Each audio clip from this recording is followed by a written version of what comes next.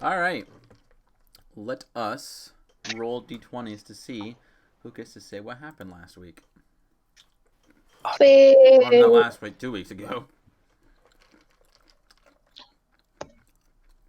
Woohoo. It is highest, has to tell, right? Yep. Oh, yeah. Or unless if you get a nat 20. Oh, All right. I'm so happy that right now. 12, 13, 14. Zach. He wasn't even here for most of it.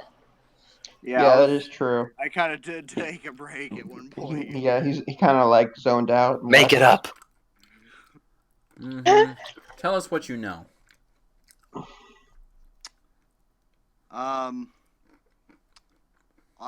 the way to Astria, they met a stranger who was kind of mute and drew pictures. And Davion. then, and the part where I got back was, Child was talking about adoption, and then something along the lines of Dylan's harmonica being stolen.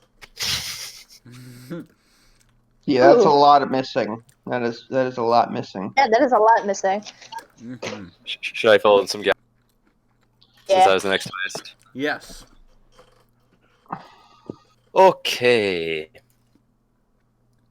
So we met the stranger who drew the art, and then I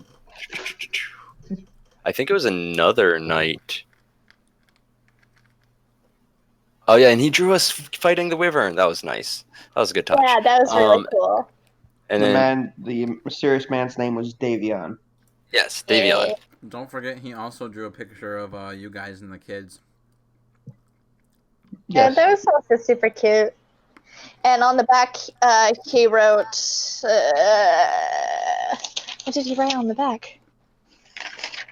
Even in the darkest times, there is light. All you have to do is smile. Oh, Got you. best So- character. Later on, Nora ends up camping nearby, and we're like, "Hi, how's it going?" And then we see a ghostly, chalky white figure with kind of clinking toward us while I'm keeping watch, and everyone gets very angry that I don't wake them up immediately. And I notice that there's a human crest, and we talk for a minute, and he's like, "Oh, I'm a Knight of the King. How do you not know about me?" He keeps going and gets to Nora's camp, and he's not very happy with Nora's disrespect. Did you skip over the part where we actually ran into Nora again? No, I said it. He's camping Okay. nearby, and I must have zoned we out say for a hi. second. That's okay.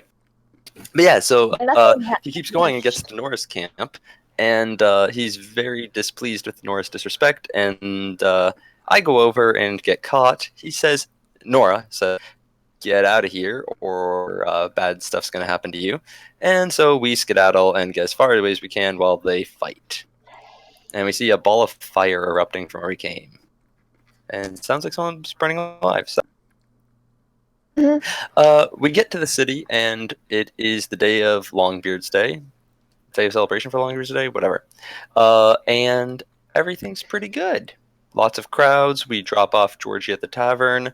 Hannah's very happy to see us and kisses Leon, and it's fine.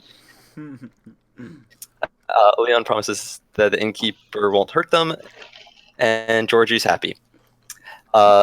Julie, her mother gives us a cake. Julie gives Kyle a small night doll and tells him to kind of, it'll be okay kind of thing. Kyle, in turn, we drop him off with his mother. They have a big argument. Kyle gives the doll to his mother to help her be less afraid without him and goes off to be adopted. We take Kyle to a guard tower, and he steals Dylan's harmonica, and he's like, "Oh, don't worry, it's fine. I'll play it better than you one day." And Dylan, I think, did you give him money for it? I literally paid that Brat, 5 gold for my 6 gold for my Yes, harmonica back. Right. So you got your harmonica back, and then Kyle just turns and gives us a wink, and scene. Also, I think it was like he looked a lot like we kind of realized he looked a lot like Yeah. Charlie did. Yeah, so Yeah. Kyle turns around and winks at us, and it reminds Leon exactly of Charlie. Yeah. Not a fun time. We're not gonna question it. All right, so now I have told each of you to write a summary of essentially what each of your characters have been doing for a month. And we shall start with Sir Dylan Mordecai. Okay. Well, the first thing I did after our big job was over was I, of course, got my share of the pay, and then I had my brother's body, cremated and put into a box that I still have not decided what to do with his ashes yet. So it's been mostly in my room. I began to sort of put my combination of get some extra cash to raise money for my for the wizard's exam for Mordecai College. I spent the next 4 weeks. The combination of that, and also because I wanted to get some. I wanted to practice all of my stories to figure out which ones I wanted to put in my book. Hey Matt, take it to your room. Can we pause it real quick? I need to change locations. Yep.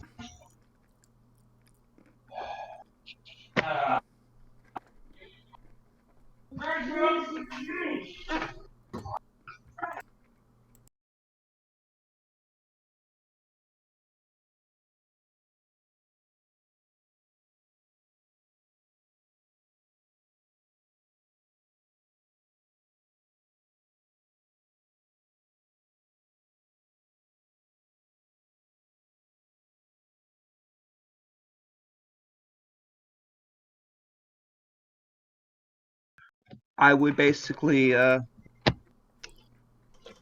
so as part of my job and to practice my stories, I began a sort of tavern tour around the city, going to various taverns for a few nights and like telling all my stories and doing my kind of a little bit of music and dancing and acting and try to get money. The first week was very successful, and I kind of got a little bit cocky. So I kind of the second week it wasn't bad, but it wasn't as great as the first week.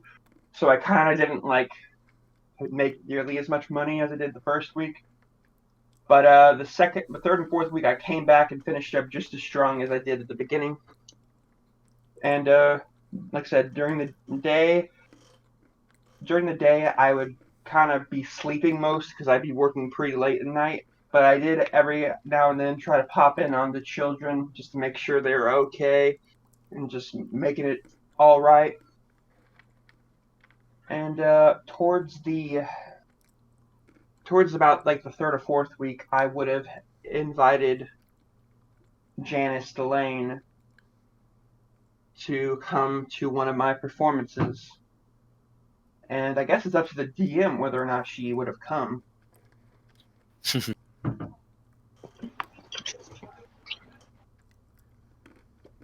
Can you guys hear me? Yeah.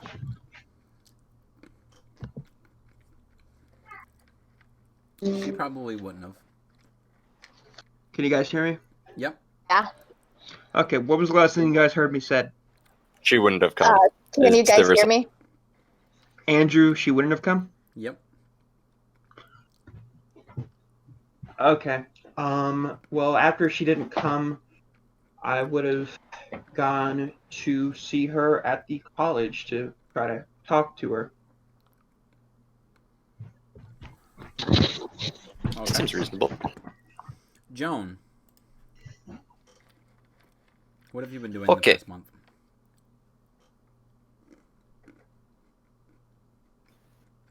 I deleted all my notes for a second. They're back now. Good job. In the past few weeks,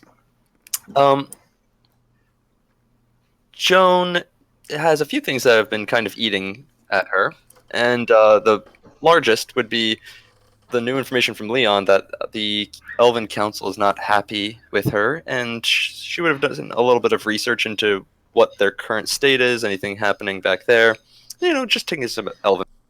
But at the same time, gotta keep rapport with the humans, who don't know that she's an elf. So with the loss of the dearly departed Charlie, Joan spent a little bit of time traveling along the road with various caravans, establishing more of a rapport with some other travelers who might be headed south or east, mostly south, but other directions are good too.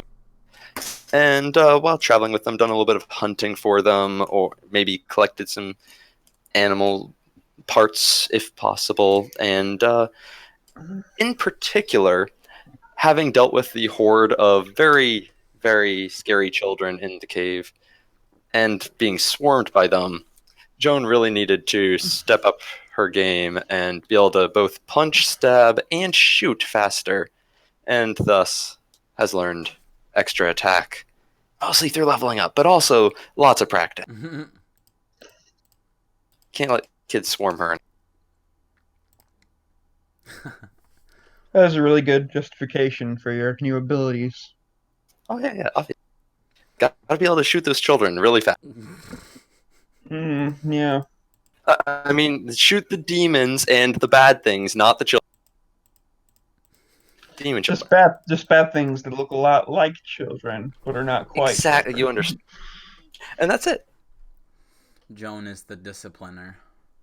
Yeah, I guess if we're going that, since I did so much time performing for so many crowds over the weeks, that could also be a reason why I would be better at inspiring other people.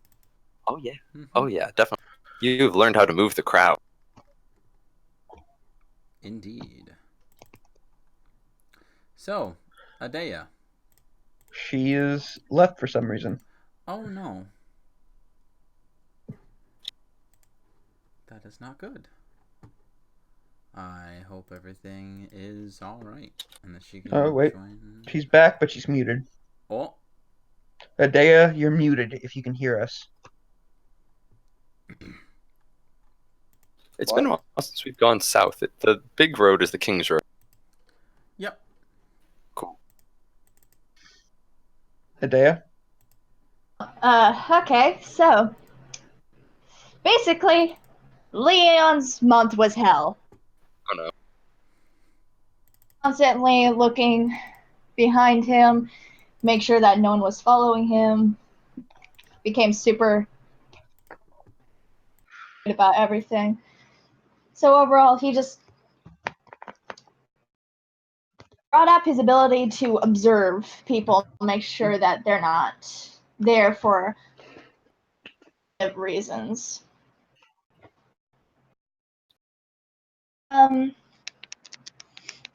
course, he's visited the children, spending a little bit more time with Hannah and Georgie, of course. Tried looking for a job, but got a little bit too antisocial and just, completely opt out of it.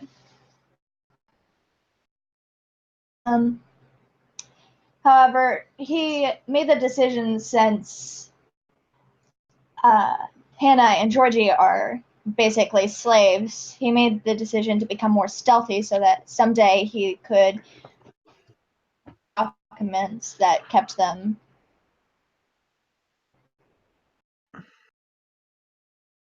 Yeah. Stealthy is always good. Stealthy is always good, yeah. What did you get for 5th level? Observant. No, I meant that's the feat you got at 4th level. What? What did you get for 5th level? Observant. Is that a bar? It's been a while since I played a barbarian.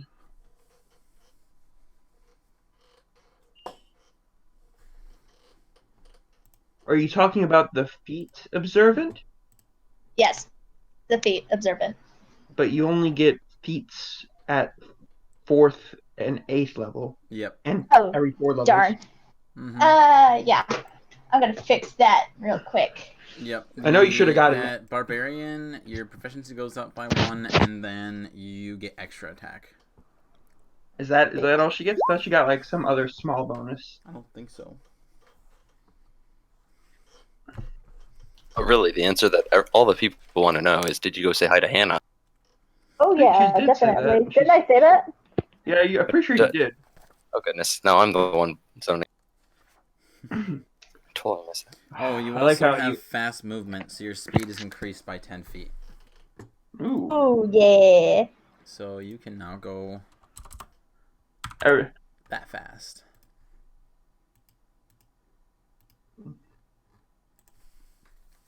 I like how you guys were like spent like your 4 weeks was like a combination of just like paranoia and like practice and training and soldiering. Hey, you practice too. Yeah, but it was like the medieval fantasy equivalent of a rock star just going like on tour, late Hey, nights, parties. we all want to be big rock stars. Haha.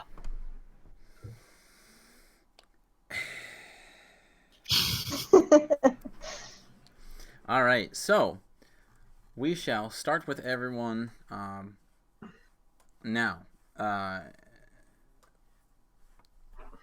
We'll start with the day that all of you have decided to come back together.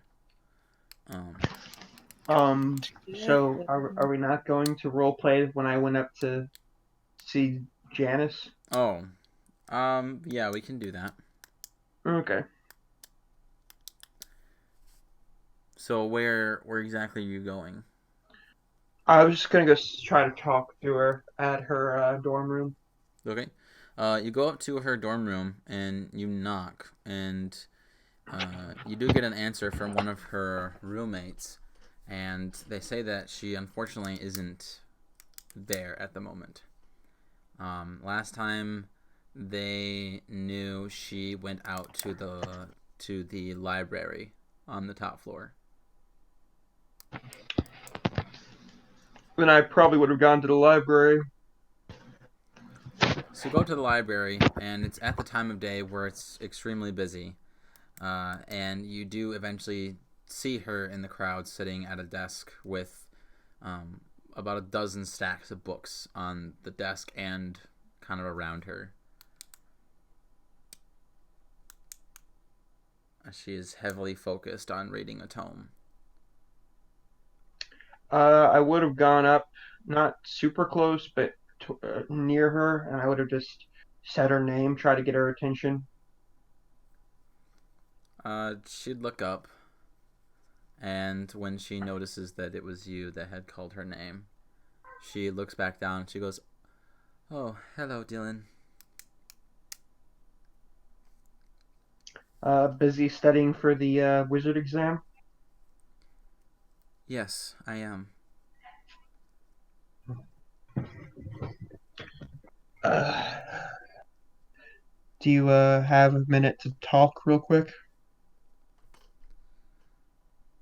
She flips over a page and then takes like this piece of like threaded yarn that is attached to the spine of the tome, sets it in between the two pages in front of her, and then she shuts the tome and she looks at you and she says, "I have a few minutes, but not much."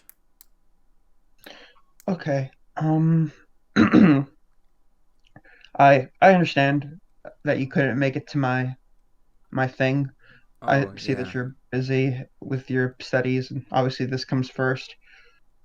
Look, obviously, one of the last times I saw you, I was literally soon after teleported almost across the continent to the mountains to fight a hag. But a lot happened since then. And I want you to know, I realize that there are rumors and stories of me going around campus about me being a bit of a, what's the word? Playboy. Whore. Uh, something of a Lothario, but I want you to know that I I never lied or cheated on anybody. I don't promise people any more than I give.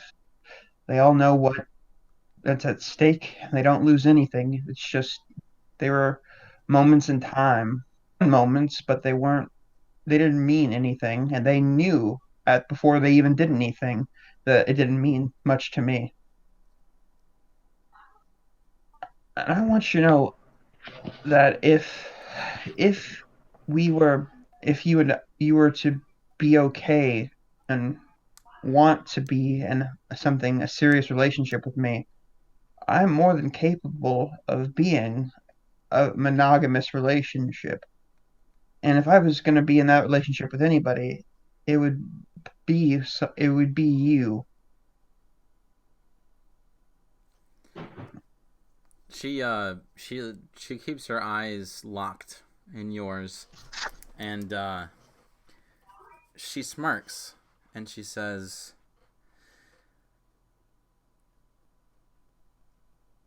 "Dylan, I have no doubt that you are more than capable of being in a monogamous relationship. And even if the rumors weren't true, it's not you that is the reason why I don't want to go anywhere.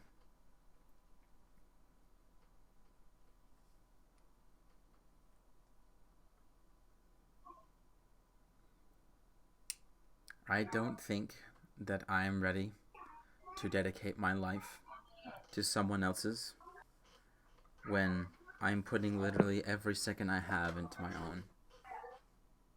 I'm not asking. You don't need to dedicate. I'm not asking to own you. That's not the relationship I'm looking for. I'm not looking to for you to devote yourself to me, and I'm not looking, no offense, to devote myself to you. I just was looking for a person where we listen to each other's problems when we can, that we're there for each other when it's okay for us. We could talk about things, go places when we're not busy. Now, I'm not asking for any more than you're willing to give. I'm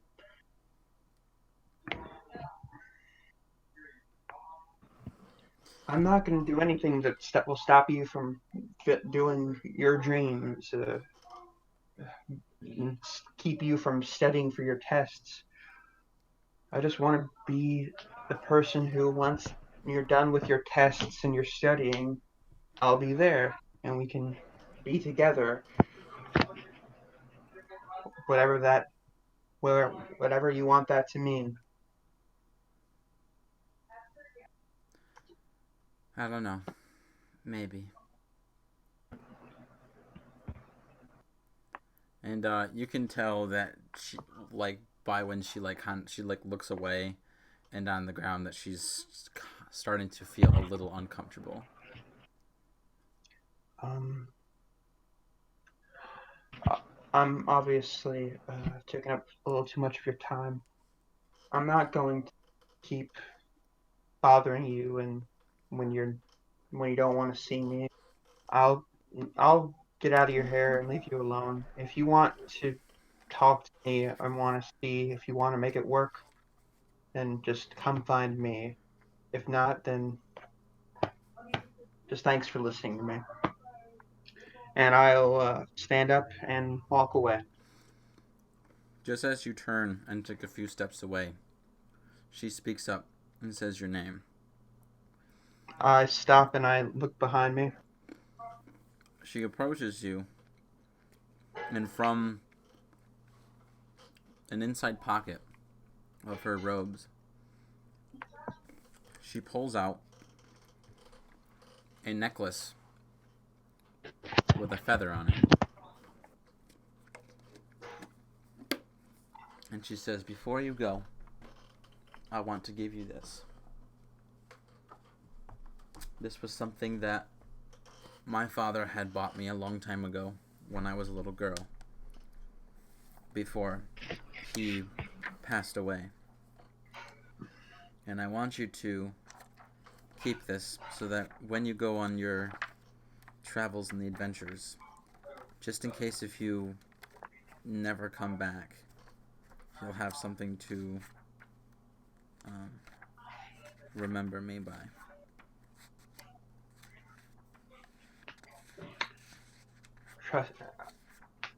Trust me, as much as I appreciate it, this necklace means a lot to you. I can see that, and I don't. There is nothing in this world that can make me forget who you are.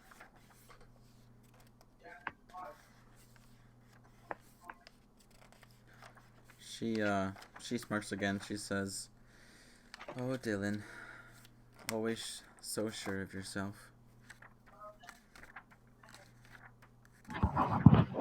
But I insist. Don't take this for your sake. Do it for mine."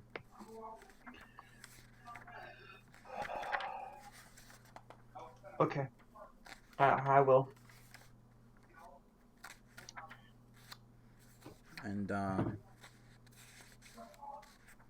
she hands you the necklace, and she turns around and goes back to her studies.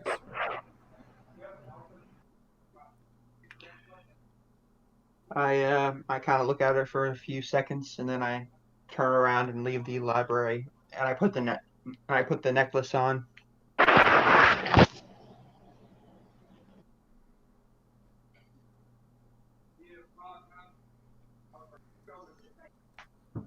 Is it over your clothes or under? Over. Okay. That's cute. Okay, so yeah, that's the end of that. So, does anyone else have like some sort of RP interaction or anything they want to go over? Nope.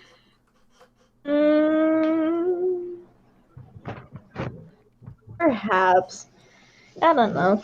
I think it would be good for Leon to try to talk to Hannah about their, I guess.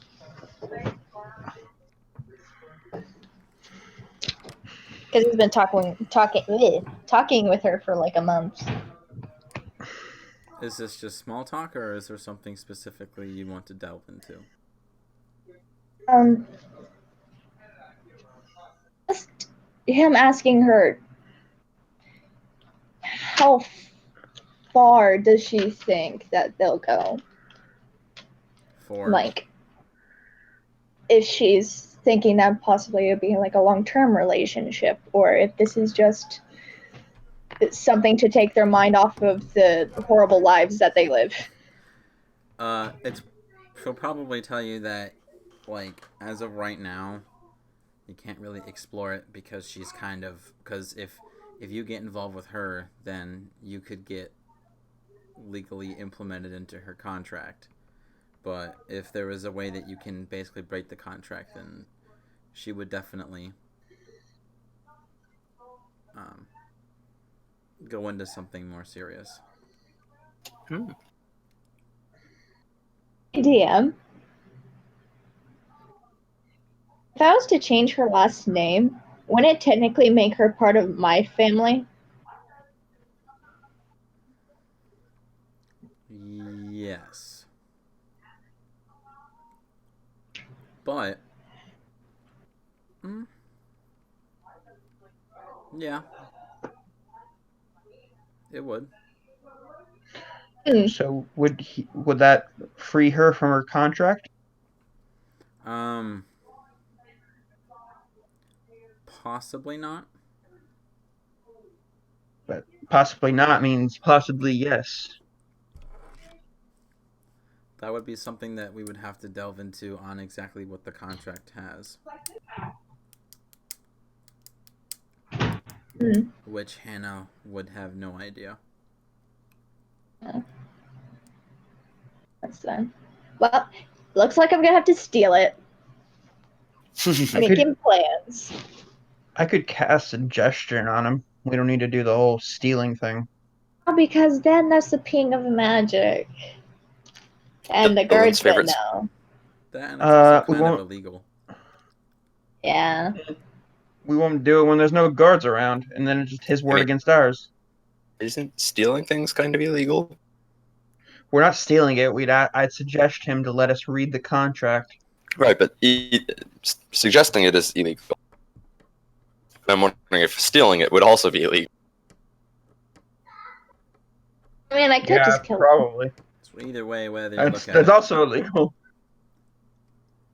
I mean, either way, You I'm could going to just ask him. disobediently.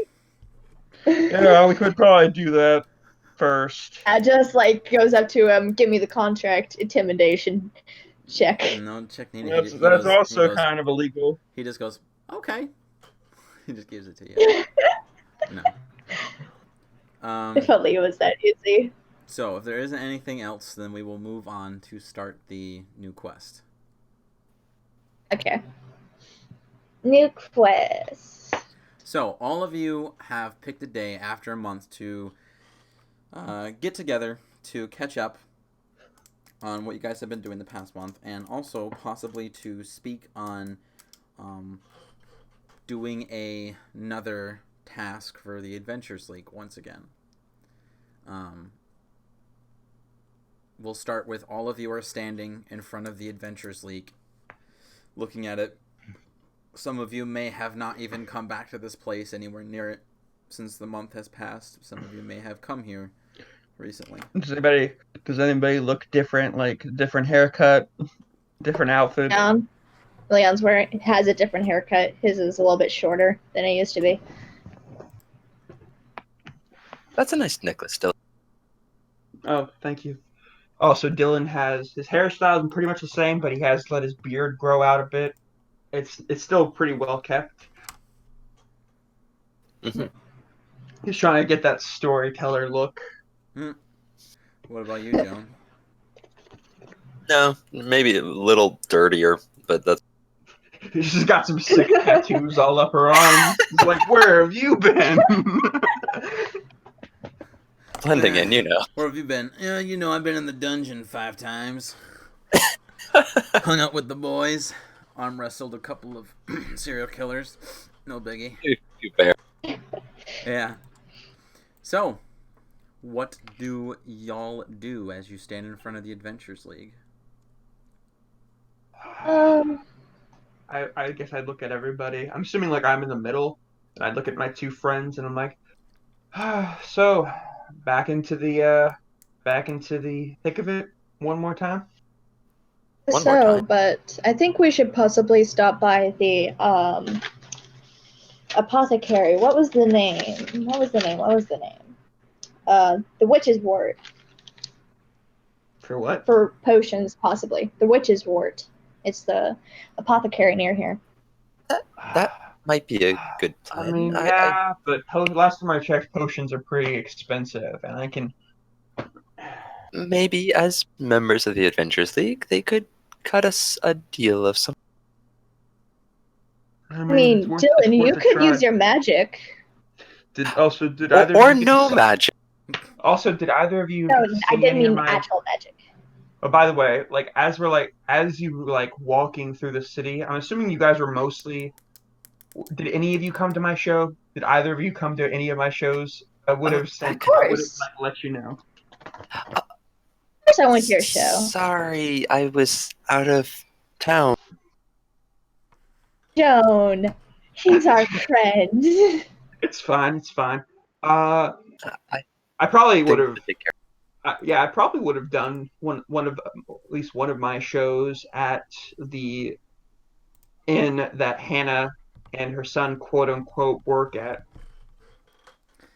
Honestly, Yeah, I don't think the innkeeper would have let you. I'm a very persuasive person, and this probably would have been one of the last weeks when I kind of built up a rapport with the city. Like everybody's like, "Hey, did you see the new guy's show?" And it'd be like, I kind of feel like economically, it would have been like very foolish not to let me do a show there. You can give me a persuasion check. Okay. Persuasive. Oh boy. Why you saying, oh boy? He You don't rolled want a to know. 20. No fucking way. Yeah, he doesn't let you. Okay, I would have done the tavern closest to his. if you can't, yeah, if you Like can't literally, physically hurt him where his wallet is. like I literally, like like it. there's a tavern like 2 doors down. Like Dylan Mordecai, 3 nights, Perhaps 3 doors. 3 To go doors on down. record, to say this, Leon only visits when there's the most people at the tavern, Blend in. so that the innkeep doesn't really see him flirting with his waitress. Okay. Good idea. All right, so you guys walk in. The hall is still large and empty at the same time. I feel like we should look for a 4th party member. Joan, do you remember what happened to the last 3 party members? Joan, we're cursed. Technically, honestly, like literally every time we have more than 3 party members, that the extra party members don't last long. I mean, look at it. We got Callan, we got Lily. Lily, we got Your Lily, brother. we got Don, we got. I mean, technically, it's kind of a gray area, but I guess you could also put Vorpal in that mix. He was We haven't kind of seen him. fifth. It was sort of like. I feel like it kind of counts. It was. I guess You're we right. were more of part of his group than ours, but still, You're we were right. with him, It's a and silly we have not idea. seen him for a month. You're right. Plus a Let's month. just keep going and go get some potions so we can take care of ourselves. Okay. Or at least browse potions. And maybe To you know can what work we your magic, might Dylan. want. I nudge his Yeah. shoulder.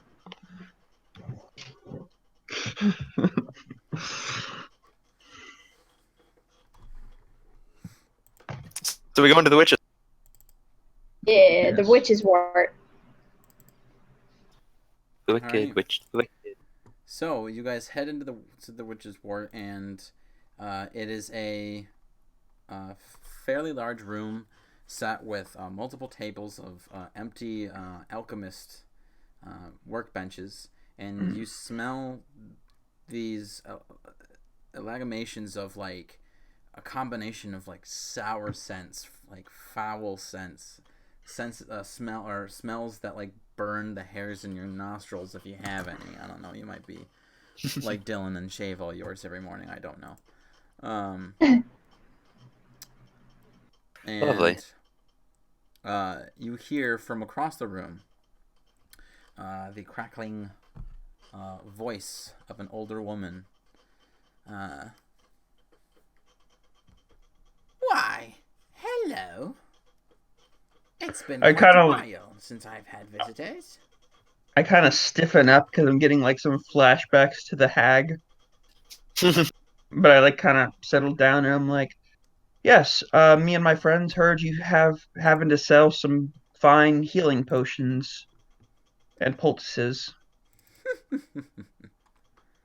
Why, yes, that would be me. And she approaches you and she says, "The name is Madame Keller. At your service." Spell killer. Keller? Keller. Kella. Kela. Dylan Mordecai, at your service. These are my associates, Joan Smith and Leon. Leon. I think it's just Leon.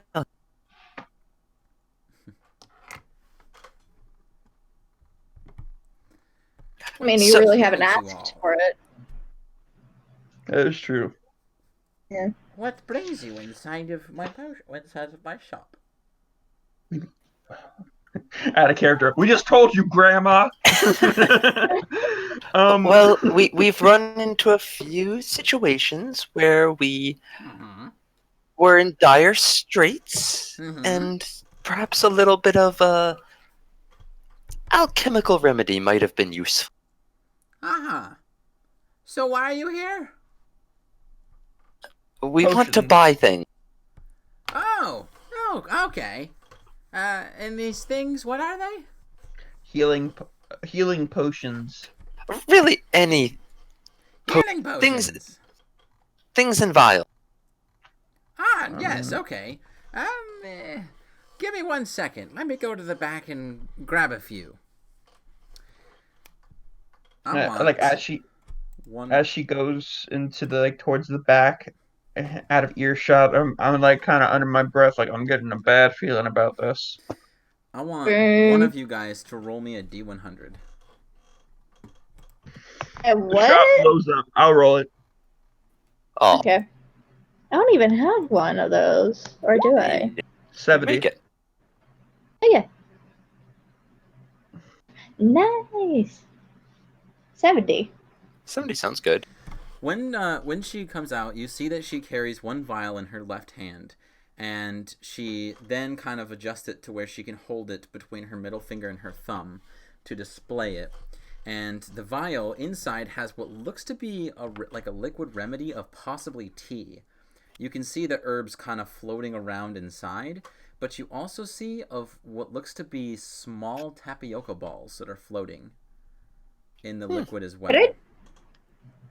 Could I either do like a medicine or a This would be an Deception Arcana check? check to know what it is. Dylan, you definitely know that this is not a healing potion. Could I make a nature check to see what the things inside it are? I know it's not a healing potion, but do I know what it is? We can. I would get. This would have to be an Arcana check. Okay. Okay, let's see how well I do. Better than mine. With an 18, you definitely know that this is not. You know, like you can identify that this is not of a type of potion that you have seen before. This is a completely original creation. I look at the potion. I'm like, no, ma'am, you misunderstand me. We're looking for a Really, healing like, potion. Well, Leon puts his hand out. before Like, you go anywhere, what does this do? Oh, well, I thought it was a healing potion. No, I It's think Dylan just said it. do you explain to us what is in this potion? She looks at it and she goes, I suppose I don't know. I'll take Who it. made it? Well, I did. I'll take it. When did you make it? I'm not quite sure, but I know it's mine. And she kind of like spins it in the air, and when she catches it, the cork side is on the top, and she points it towards you guys, and you see that there's an emblem engraved into the wooden cork, and she goes, "That is my emblem. Completely original and unforgeable." That's very nice. How much? Well, I don't exactly quite know what's in it, so I'll give you a little guesstimate. And I'll give it to you for a gold piece. Okay. It's just That's tea or good something. enough for me. She hands it to you. Pleasure doing business with you, Noel. Thank you. Okay. Now, do you have any healing potions? Like, and I kind of describe what I think, what I know a healing potion looks like. What do I call this, DM? I believe I have some of those. Let me go back and see if I can find some. And she goes to the back again. And she comes back out, and she actually has a healing potion this time. Hey. She goes, well, I think this is the one. Okay, that looks right. How much for it? Well, from what I can recall. She actually uncorks it and sticks her finger in it and just kind of... It is lost value. She taste tests it and goes, And then she corks it back and she goes, well, this one's going to be an expensive one. I hope that you have heavy wallets. Or heavy purses. Well, let's just hear the price and we'll make a decision. 150 gold. Well, we're sorry to take up so much of your time. Thank you for the first Are you potion. gonna try to barter? I'm so disappointed in you. I know, right? Okay. But before we go, my friend Leon here would like to bargain with you for that. I'll bargain. Oh. Okay, I'll Madam do it. Keller. I have pretty good charisma. You can't do all I of just it. really want to hear you offer 3 gold. All right. So, how about you? Potion for 3 gold pieces. She just looks at you and she goes, I may be an old crone who's lost a lot of her memory, but I'm not stupid. I am. 3 is the highest I can count.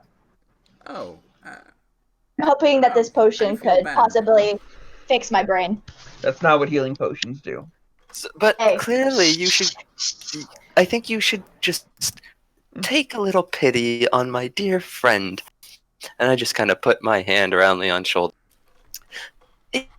He needs this potion very badly, so he can take care of everyone close to him. Give me a And persuasion, Joan. For I 3 almost gold. died last time. Yeah, I know. Alex. So are you, well, You okay, don't- first of all, are you still trying to persuade to buy this potion for 3 gold? I'm just At trying to least say a that lower Leon really price. needs it. Yeah, I really need it. I really do. It's not a lie. She says, sorry, no can do. The ingredients for a potion this strong they are quite rare and very dangerous to find. And where might we get those? In the Okay. Feywild. That's the only Oh. place. Indeed. Okay, Madam Keller. How about this? Okay. How about we give you 50 gold and we tell all of our friends who also love purchasing potions and stuff for adventuring supplies all about the best potion shop in the city, and that's yours. And it's a lot of business. It's a lot of foot traffic. Is there anybody else in the store? No. And honestly, I Don't. don't think that would be a bad deal for you. Don't cast suggestion. I know you want it. I'm not gonna. He's just saying that she needs give it. me a persuasion. Me? Okay. Dang. No, me. Okay. She goes, you have a deal. Nice. Hands you the potion, and you give her the 50 gold. She kind of... We're splitting this 3 ways, right? Yes. Okay. It's So only one. yeah, Kill but you guys were the ones who wanted a potion, and it's technically if one of us is healed, that's good for everybody. It is, because Who then you uses could. it? Yeah. All right. And I hand Dylan 10 gold pieces. That's not. That's not 3 ways. Okay, how about this? Since I'm in a very generous mood, you both give 15 gold each, and I'll put the other 20 because I'm such I a nice remember guy. correctly. I didn't ask any questions when you sold something, and you happened to make, and you just handed me some gold. What? What does that have to do with anything? I'm just saying that we trust one another, Oh, and we have a it'll job all even out. I'm I hand him literally another 5 gold pieces.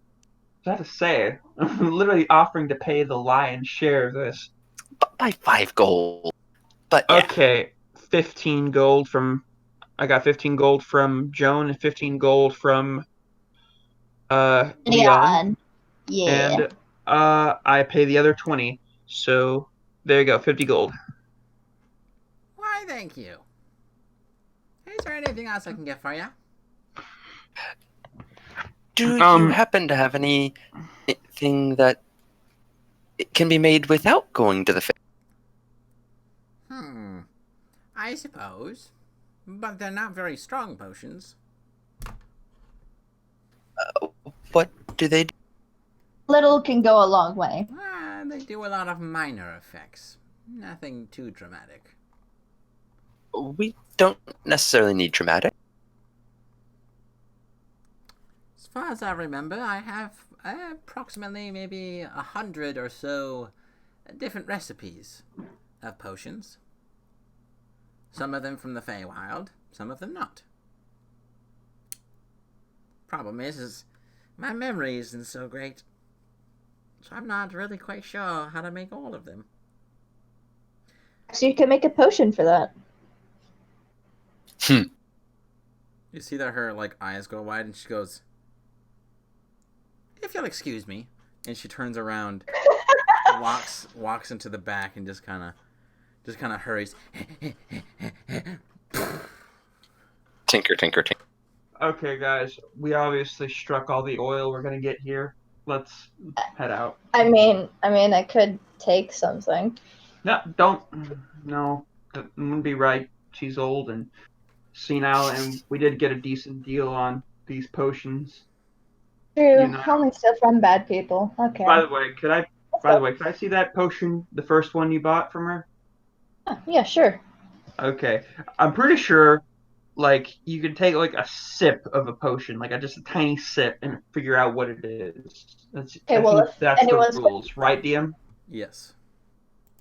Okay, I take a quick little sip of the first potion.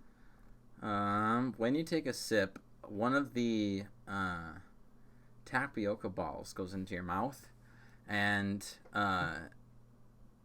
it dissolves, or you bite it, or something.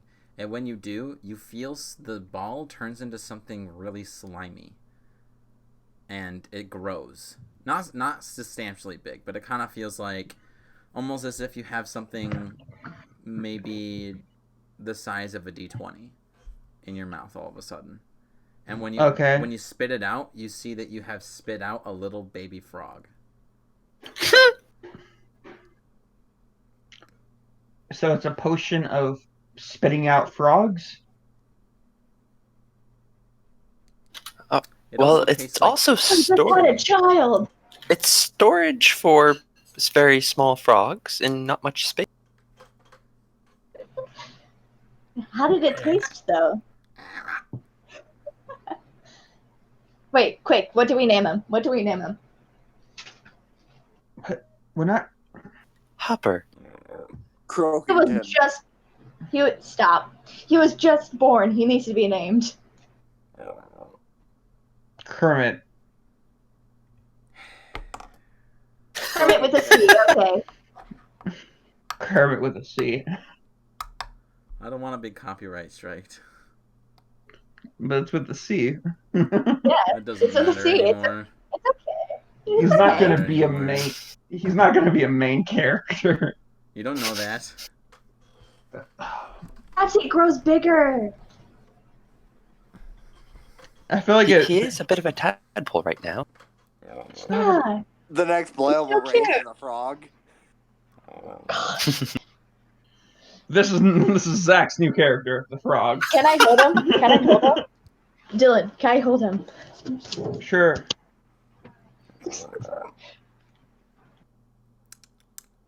He's our new friend. Kermit. He's like our little best. Okay. I mean, sure. We got a potion, a healing potion, and a potion of. Wait. I've heard some tales where if you kiss a frog, then it turns into a prince. Most Can of you those imagine how tales, much you money have to be a we would princess, and I don't think Turn any of us. Yeah. Yeah. You know any princesses? No, I can't say I know. What about Mrs. Green? She's technically a princess, yeah. She has her own land, Sure, let's go basically. 100. Let's go a few weeks travel and get her to kiss a frog. Totally worth. Hey, I know it's been a while, but you kiss this frog. His name's Toby. His name is Kermit. Oh no, I like Toby. I only say Toby because in one of my early campaigns there was a bullywog who was a friendly NPC whose name was Toby. All right. Aw. It's pretty adorable. Okay. So, what do you guys do from here? I guess we go to the Adventurers League. Yeah, with You're in there. Kermit. We go to talk but, to like- Cecilia. Okay. Cecilia. So you walk in, and Cecilia is just kind of sitting there, bored out of her mind, just tapping the ink pen. And then when she hears the door open, she looks up and her face brightens, and she goes, "Oh my goodness! You Cecilia. guys, you're back!" Yep. And we have a friend. He shows her Kermit, the frog. Oh my goodness, how adorable! I know, right? He was just born. Yes, I'm a very proud mother. So it's good to see you again, Cecilia. You too, Dylan. Oh, and nice beard, by the way. Thank you. I've been growing it out. Joan, I see that you're still not bathing as well. I've been busy. All good Of things. course, of course. You know, thanks for the Adventurers Guild. But that's why we're here. We were wondering if there might be anything that the League needs for us. Oh, From us. She says, "Well, honestly, we haven't really been getting a lot of requests lately." And she goes back behind her desk and she goes, "I'll look for something that might be worth your time." And she starts like rummaging through like desks and stuff and talking to herself. And then one of the officers' office's doors opens. The officers' offices. Officer And offices. from out of it steps two figures that you have seen before. A pudgy man who stands at 6 feet tall with red hair and a beard that kind of goes down to a fine point and like almost like a handlebar mustache. He walks out with his head held high, and he holds a tome in his right arm held closely to his chest. And he steps out with spectacles, also I should mention, at the bridge of his nose. And behind him is a chubby woman who is probably about like 5'4", curly, dark brown hair, glasses, similar attire with the same coloring of type of clothing, with jewels upon her fingers, and a tome to her left hand. And you know The them. inventor. You know them as Kyle and Dana. You haven't seen them in a long time. And as they step out, Seen them. you also hear someone just instantly as they walk out. And you see, that is how we stopped the Grisnebos gang from trafficking dogs across the into the city. Oh, how the days have gone by. And Kyle, the red-headed man, says, "Yes, indeed. Now, if you don't have anything else to say, Gordon, Dana and I shall be going." "Oh, yes, of course. I've kept you too long. Take care and enjoy the pie." And they walk off, and you see the figure that was talking like that is a fairly older gentleman, possibly in his 60s. And I actually have a handout. Who looks like this. Oh, And he so holds cool. in a china plate a half-eaten piece of some sort of cake. And he looks at you three as Cecilia's like rummaging through, and he goes, "Good day." And he approaches behind Celia and says, "Cecilia, are these new initiates?" And she sits up and she goes, "No, Mr. Frent. These three have actually been in the Adventures League for a few months now. And he looks at you three and he squints his eyes and he goes, I'm not familiar with the faces. Are you sure? Well, yes. You do have to remember, you spend most of your days inside of your office cooking. Oh, yes. Fair point. Excuse me for my rudeness, strangers. Allow me to have you get acquainted with me. And he approaches you three, and he slightly bows and he says, I am Officer Golden Friend. At your service. Leon bows back. I do a small bow. Joan tips her head. Okay, no, it's okay. Go ahead. Joan tips her head. I used to be the captain of the guard of the Eastern Branch.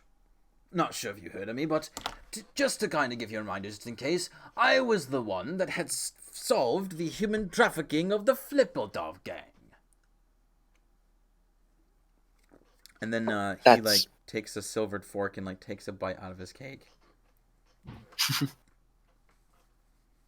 Oh, that's quite impressive, Officer Friend. I'm sure the League was very grateful for your... Why, yes, indeed. I don't like to toot my own horn too much, as they say, but I sort of feel that when I had entered this league, that things became more dignified and organized here. Wouldn't you say, Cecilia? Oh, yeah, sure. And she's still looking through her desk and her drawers. What, if you've been here for a while, perhaps you can enlighten me about who you've worked with so far. Mostly each other, but we did do a mission with Vorpal. Oh, really now? Why, that must have been exciting. Oh, Vorpal is our most valued member. Yeah, we fought a wyvern. Really? A wyvern? Remind me what that is exactly? It's like it's a little bit like a dragon, but A smaller dragon? and What the well, a dragon? little bit, but it's like a really big lizard, but instead of front legs, it's got bat-like wings, Oh, why, that and sounds also has a absolutely terrifying. scorpion-like tail. That sounds absolutely terrifying. Extremely venomous, almost died. Yeah. I'm sure all of you must have been scared. It was, I mean, adrenaline pumping, kind of forget about it in the moment. I mean, we're here, aren't we? So obviously we beat it. You can still be scared of something and survive. It's well, a wise man once told me, um, Mr. Frint, that being brave doesn't mean you don't feel fear. It's feeling fear, but doing what you need to do anyway. He says, wise words. Did you possibly hear them from me? Are you sure we haven't met before? I feel like It that is might have. something I've said to you. Maybe I heard it from somebody who heard it from you, who then repeated it to me. Yes, most likely. Most likely indeed. And Cecilia just kind of at this point, she kind of interrupts your interaction with him and says, I'm sorry, guys. I can't find anything other than just the common folk bannering that literally leads to nowhere. Like, rewards where they're offering 5 copper. Nothing really worth the value. And Friend goes, oh, well, well, if that's the case, I think I might have something for you three. Since you are associates of Vorpal, all of you must be very experienced in the work of traveling and in combat, especially after fighting and surviving a creature such as what do you call it again? A wyvern. Wyvern. Yes. If you don't mind, you can come into my office and we shall discuss this matter. And Cecilia goes, "Wait, Gordon, is this one that's off the record? Because I don't have anything from you that hasn't already been taken." It's not. I wouldn't say that it's off the record on purpose. It just came up. I just haven't gone through the paperwork. Insight check. Okay. Like we get inside his office and he like immediately like drops back like, listen, I need you to kill somebody for me. He just goes in and goes. He just drops it and he just goes. All right, that's Cecilia, bitch. Gotta go. She knows too much. She knows too She much. asks too many questions. So this guy rolled so poorly that all of you, even with your passive insights, all of you can detect that he's telling a lie. That this is definitely something that's supposed to be off the record. Well, well, I'm sure we have more than enough time to hear you out, Mr. Friend. Mr. Brent. He says, "Yes, and I hope you had come hungry as well. I have something in the oven that I want someone to try."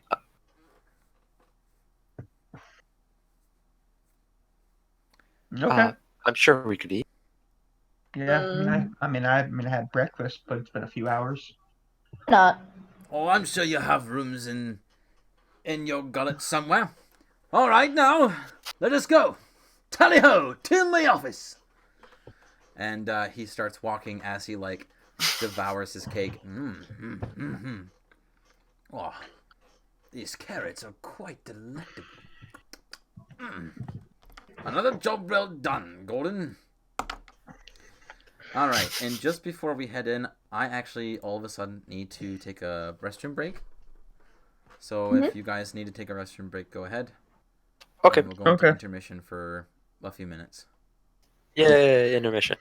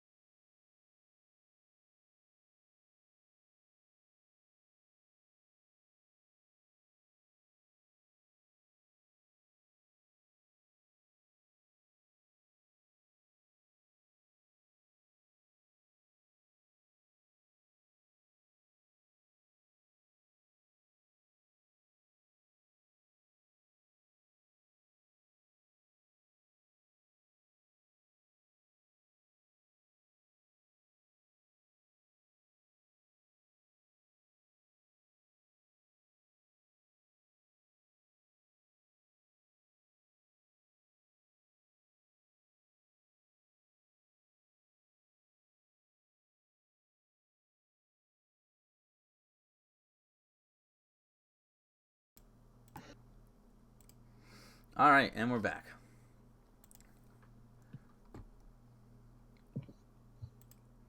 Okay. Probably should have asked if Joan was here. Morgan? I guess maybe she's not.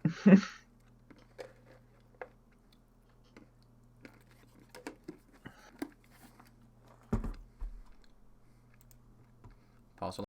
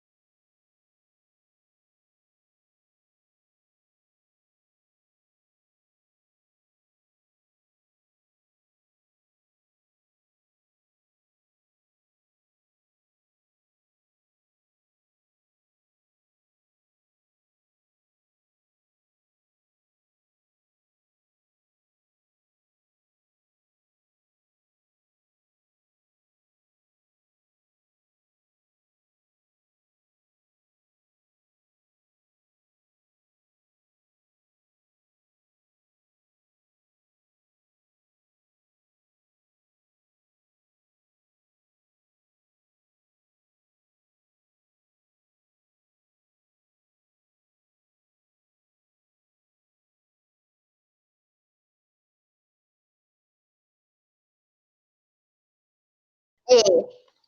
All right. When you walk in, the first thing that you sense is immediately the scent of dozens of different sweet treats. And you see that all around you are large portrait paintings of Mr. Front in many heroic poses on the walls. You also see that there are medals and trophies displayed everywhere as well. And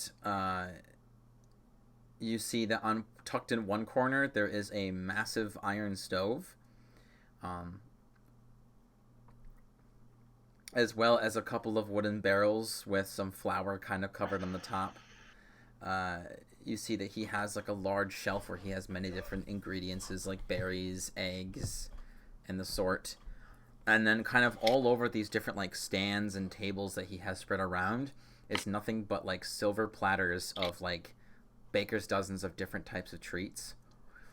And his but his desk is completely clean. It has maybe his inkwell and his feather and maybe like a little like mat or something.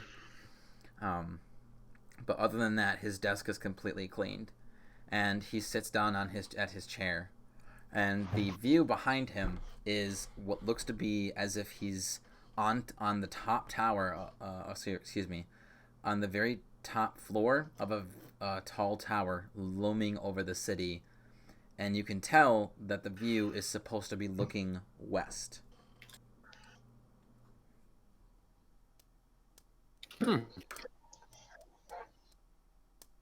Okay. So, tell us about this job, Yes. Mr. Front. First, if you don't mind, you see that platter over there on the stove? And when you look over, Yes. you see that there's a platter where there is what looks to be, they kind of look like cupcakes, but the frosting has like this kind of sherbet orange swirl at the top. And he says, I want you to go over there, and I want one of you to try one, and give me your honest opinion. I'll do it. I know. I had the highest constitution. So you go up there. Okay, so. You pick one up, and you kind of smell it. Smells amazing. It smells like oranges and yummy vanilla frosting and cake batter. And you take a bite, and you actually taste that the topping is like a really dense, thick cream that's cold, and the actual like cake of the cupcake itself is a very like warm. It's very warm, very fluffy, and also has chunks of oranges in it, and it just tastes magnifique. I'm guessing oranges are pretty pricey in this setting.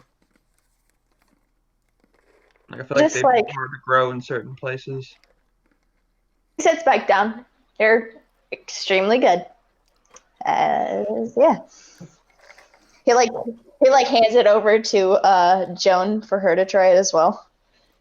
As I knew. Like I take a off it in bite. half and then give some to Dylan and Joan. I take a bite and nod happily. Yeah. It's quite good. I also take a bite. I'm like, yes, it's very, very good. Mr. Front. So, you said you had a job that you needed help with? Yes, that was it. That cupcake was the job you needed help with? It's not the most ferocious thing I've defeated, but you then see that he laughs hysterically, and then he wipes a tear from his eye and goes, "Oh, this old man can still have some fun. No, I was messing with you. Of course, it's not the actual task. The real task will involve you working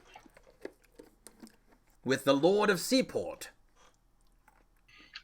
You're kind of very like mostly Joan and I grabbed the earbuds. I can't hear anything.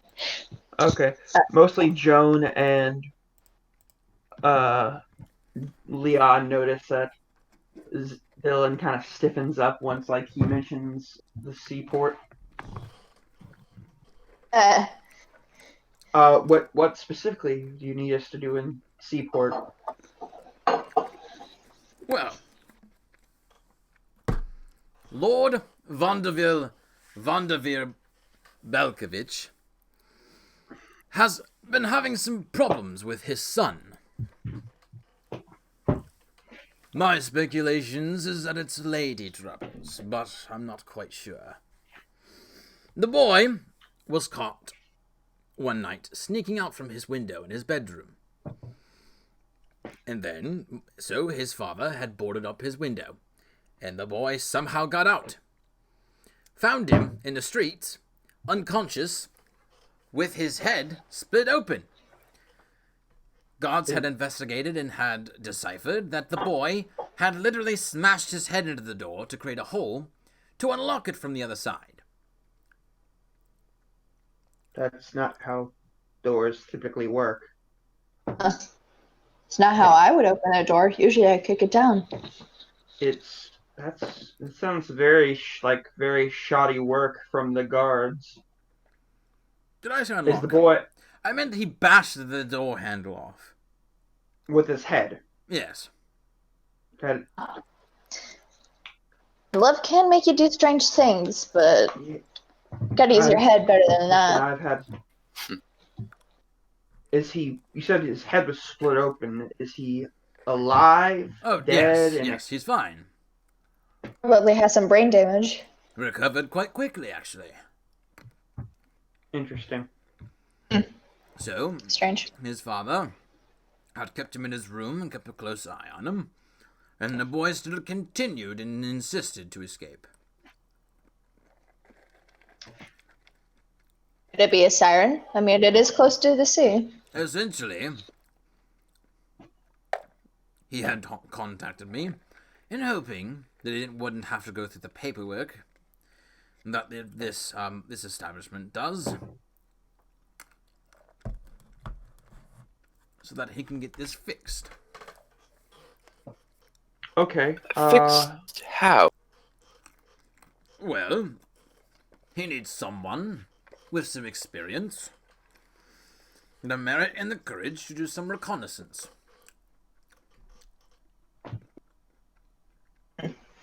Quick question for DM. Mm-hmm. Is this lord the one who has all of the slaves? No. That's Porton. Okay. That's the city in okay. between Seaport and That kind of the capital. Oh. That kind of goes into my second question. Where is the saying that this person belongs to a different person? Where are they kept? Who? The papers saying that this person belongs to a different one. You mean the indentured servitude thing? Yeah, that. Okay. I guess she's asking. Well, obviously, if they're purely kept by the people who own them, I guess they'd be kept wherever they keep them. But is there does the government and the lords keep like a copy of all the indentured servitude papers of everybody in like a library or place, or is yeah. it purely on the?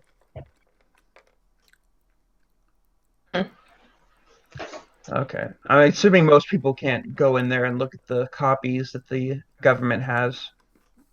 Yeah, but where are they at? They're Would in we the know castle, where presumably. Great. the king's castle? Correct. Okay. Well, we'd have to pull a lot of strings to get in there. Oh, you become famous enough. Maybe. No. Okay. Lord Vanderveer actually owes me a favor. So, what I can have him do is if you complete this task for him and with satisfactory, I can have him repay me by one of my favors by having him pay you out of his pocket and not mine.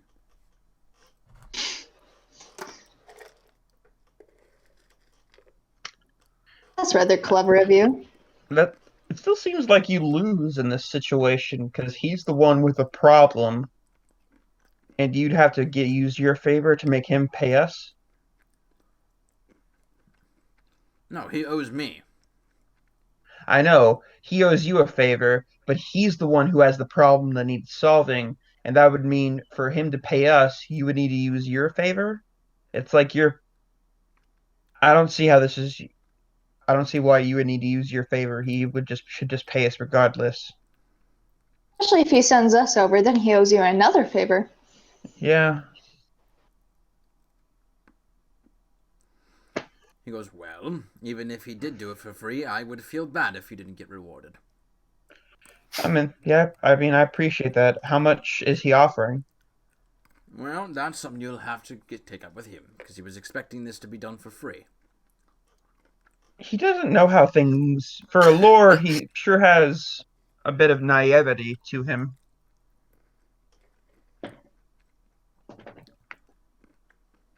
Maybe we should go see the Lord and see if we could make some sort of arrangement with him then. Yes, that would probably be for the best to get started as soon as possible, since I am very curious as to what has boy under their grass.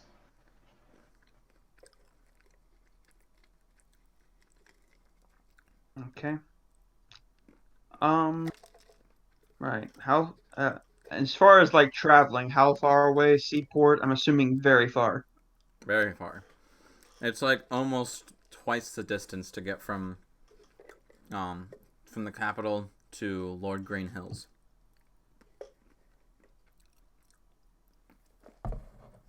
Okay. It just I hope he's willing to offer us a sizable amount. Uh, Especially for traveling all that way. yeah. Yes. I guess it matters on how well we do our job. Okay. Well, we'll I guess start heading to Seaport since It's there's no other pressing matters. roughly 44 days. Ooh. So we're going out, right? Um,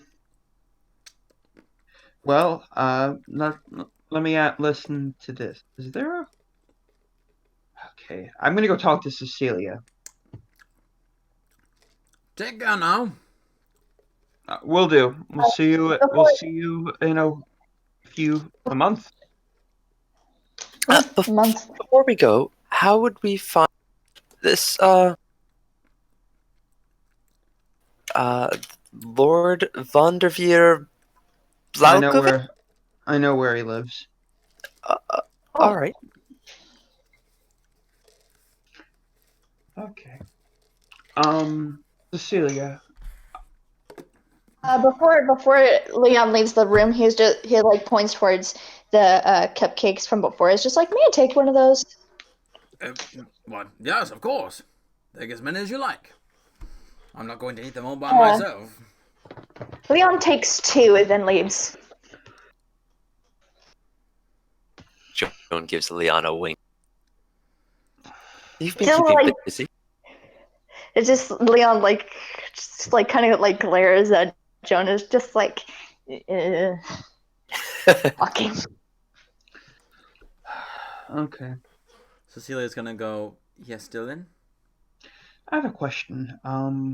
This may sound odd, but do you know if there's a person with the magical capability of shrinking somebody in the city? She thinks for a second. The only ones that I know that would really do it, that would know how to do it, is possibly one of the professors from the college. Uh, Why?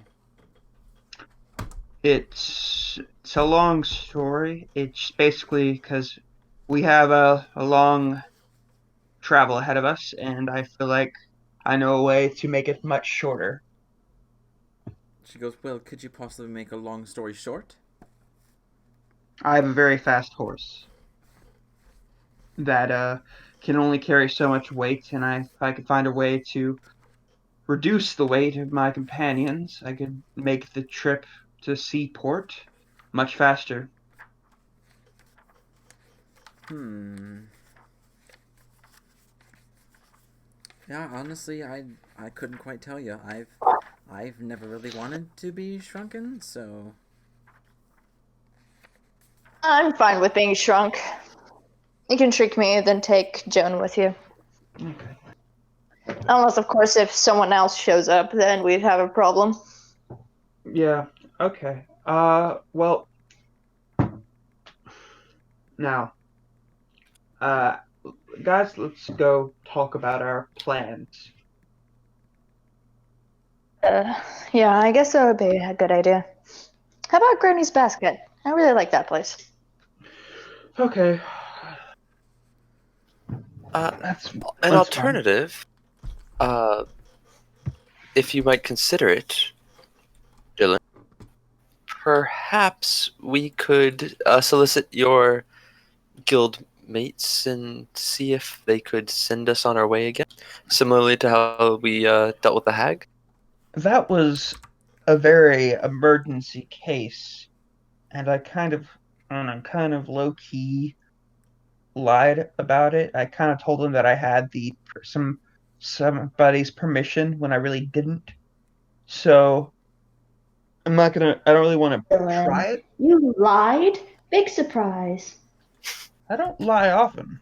So it Only can't be a regular thing. no. Honestly, last time I remember we got pretty hurt. So maybe it's for the best not to push our luck with such magic. But then again, it was because he didn't know of that place. Yeah. Okay, His so exact words. we have two options. As I say, as we start to leave the Adventurers League, we could, we could A, try to convince one of my professors to shrink one of you, and we could do the trip in one day with my special horse, because I have been to Seaport, and we could travel there in a day. Alternatively, if the shrinking doesn't work, it would take us 3 days for me to take one of you there, and the next day come back, then the next day take the second person there. The horse can't fit more than 3 people. 2 people, I mean. Uh, one small objection to the first point: how would we unshrink the individual after getting? We I believe could it runs simply. on time. Most spells of that matter, unless they're extremely powerful, are merely temporary. Um, and honestly, like I don't think I could even know somebody powerful enough to make it permanent. So I think we should be good. Either way, I think it's worth a try. It'll only take a few hours of our time, and that could be the difference between 3 days or one day. And Fair both are enough. better alternatives to a 44-day travel. Okay, let's go to the good old College of Mordecai. all right. Before we do, I need to make a little pit stop. So, as you guys get like, oh, wait, you want to make a pit stop? Yeah. Is it gonna be in the opposite side of the city? What?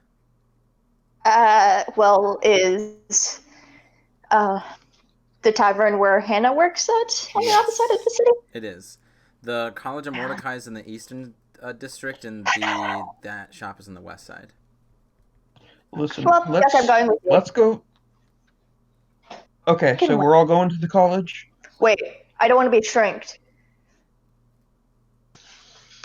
And Just Georgia. one of you will either Well, either you or Joe needs to be shrink because I'm going to need to be controlling the horse. Obviously. Okay. Well, let's go to the college. Onward and outward. You could make the horse bigger. Nah. Yeah. Huh. You'd be able I to mean, carry I feel more. like if they have the ability to make the horse bigger, they probably have the ability to make one of you smaller, and I feel like that would draw a little less attention to us. No, because I've seen a lot of big horses before. Some of them are really majestic. Not as majestic as your horse, of course. Listen, my horse already is very cantankerous. I don't want to give it another reason. Just he's alright.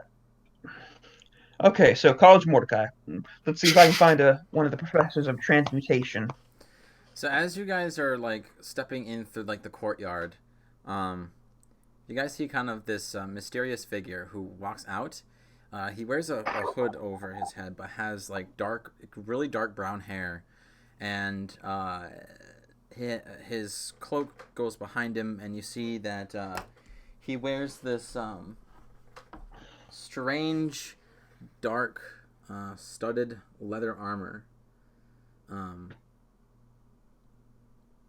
And also has a shield in his left arm and a blade that is at his side, on his left side, in its sheath.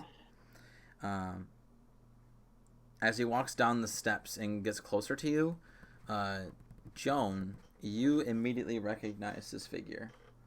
You recognize as an individual that you have gotten acquainted with. His name is Marcus. Oh. And he himself is a traveling merchant who sells trinkets and oddities that he has collected throughout his many years of doing nothing but traveling amongst this land. Okay.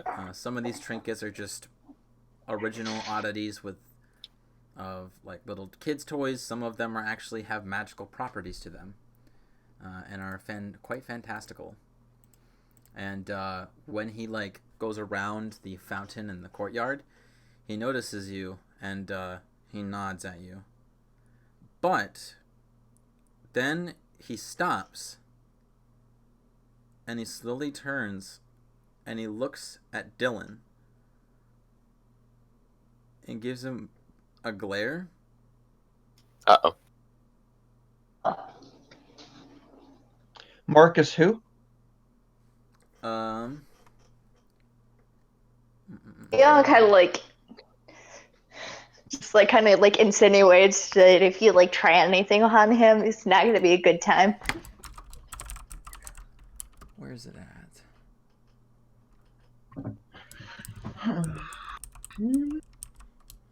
Marcus Because Dylan is good. Delnte.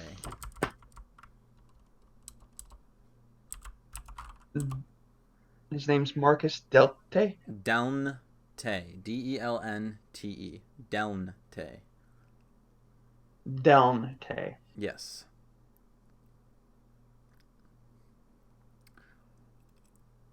And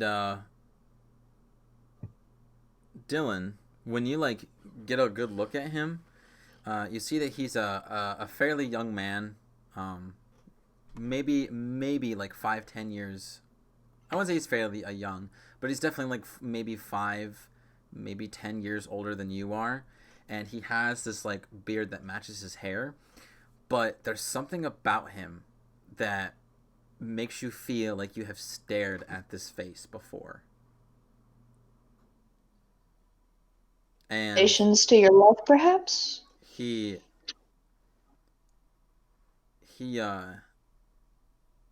then he like looks away and you can see that he starts to ponder something, and then he keeps marching off. Or he continues marching off. Keeps what?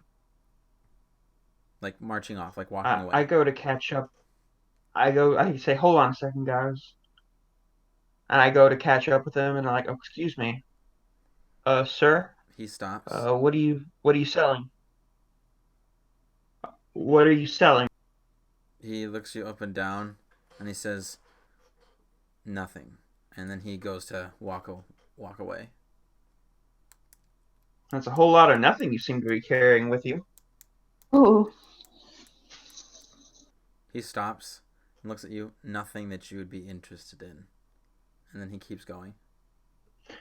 Oh, I'm interested in a lot of things. For example, I'm very interested in why you glared at me earlier. I'm not saying I make friends with everyone I meet, though I like to think I know everybody who dislikes me. Who says I dislike you? Well, Are you you definitely have following an him? odd way of looking at people. Yes. Okay, so you guys just see that Dylan is just walking away from the college. I would have Just told them, like, hold on a Leon sec, grabs guys. onto him and is just like, yeah, no. Let's go. No time for confrontation. What? I know that guy, though. I recognize him. I just don't know what I recognize him from.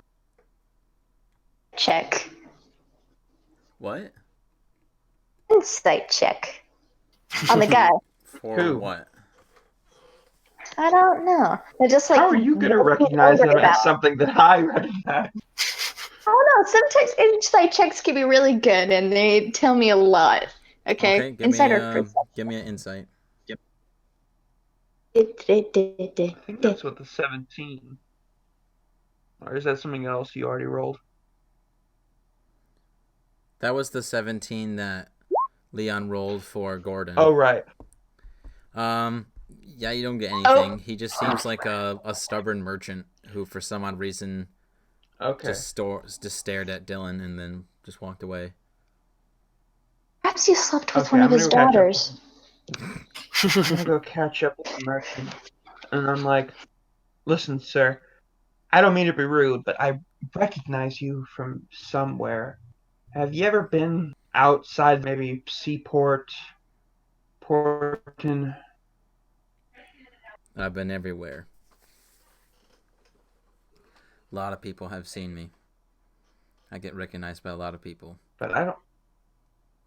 Can I insight check this guy? Because I kind of like want to know where I know him from. Yeah, go ahead.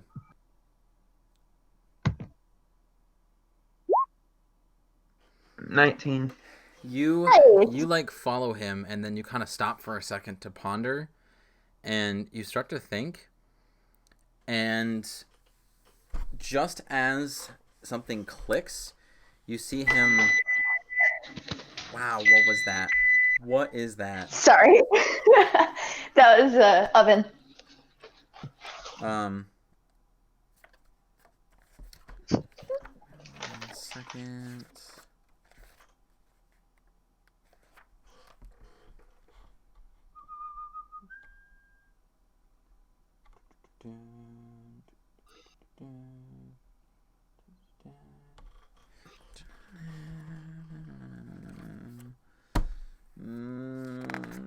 Where are you? There you are. You hear him mumble something to himself, and like he starts walking into the part where like the road kind of goes into like where there's some buildings and housing and stuff, and when he mumbles something, he just disappears into like mist. So do I know who he And is? right when he does that, you feel that when you looked at him, it was almost like you were looking in a mirror with certain facial features that were significantly different to your own. Okay, Was there's no way that guy was my father. Was that? Oh, Okay, there's. I mean, no, there's no way he could be my father because he would have been significantly younger than my mother. I mean, when my mother had me, he would have been 12, and my mom definitely wouldn't have done that.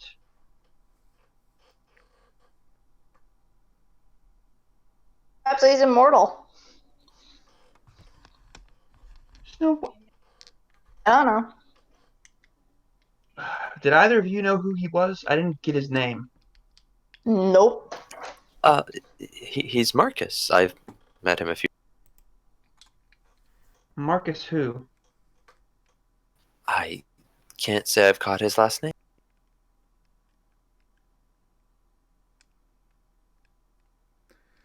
When you had talked to him, Joan, he was kind of a guy that was not like Charlie. He's not open, but he was definitely very kind, and had agreed that if you ever needed a traveling partner, he would help you.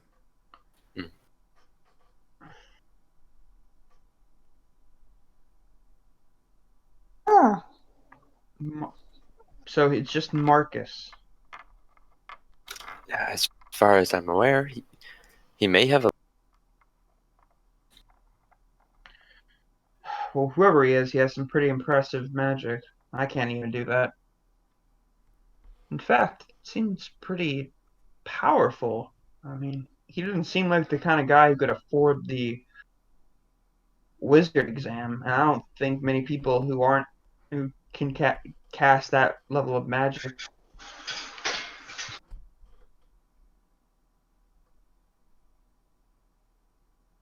Unless it was an item that let him do it. Oh well, that's a riddle for another time.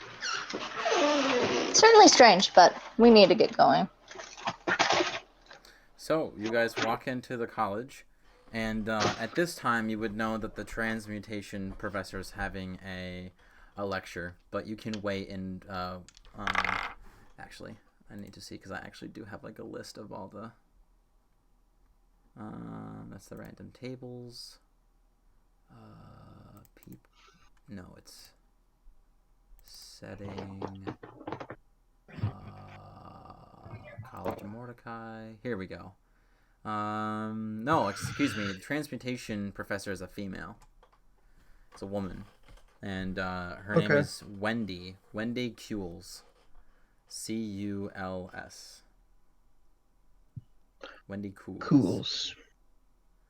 And when she steps out, she sees you three waiting, and she says, "Oh, why, hello.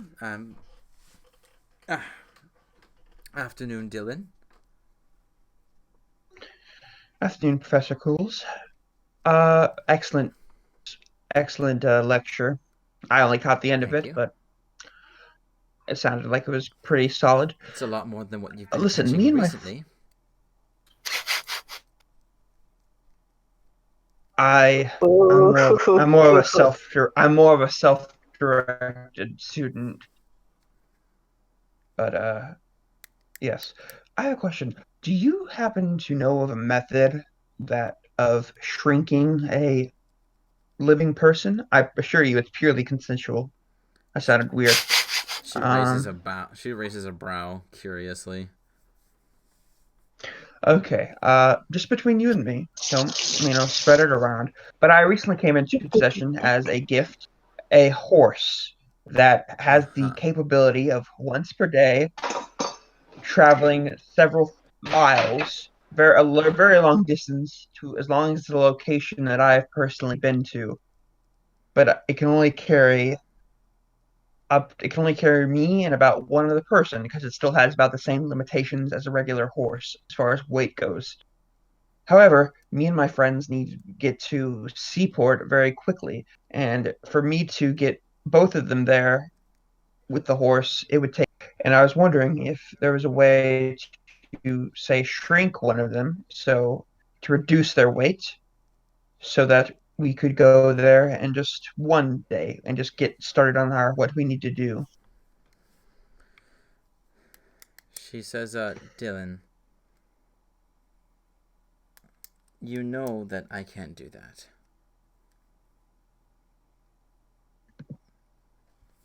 Why not?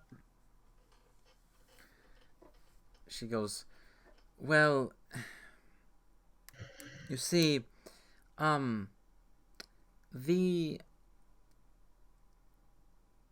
dean of the college had gotten word about Dendis using his teleportation to take you somewhere. And the dean didn't quite exactly like the school's resources being used by a student in such a manner, so he sort of had laid restrictions to where we are not allowed to do favors such as this for students. We could only use our magic for educational purposes with our courses or for protection in emergency of the school. But listen, I'm not sure what you heard, but the teleportation was like that was a life-threatening situation. 3 kids were in extreme danger, and we managed. If what we didn't do that, we possibly those kids wouldn't have made it back to the city alive.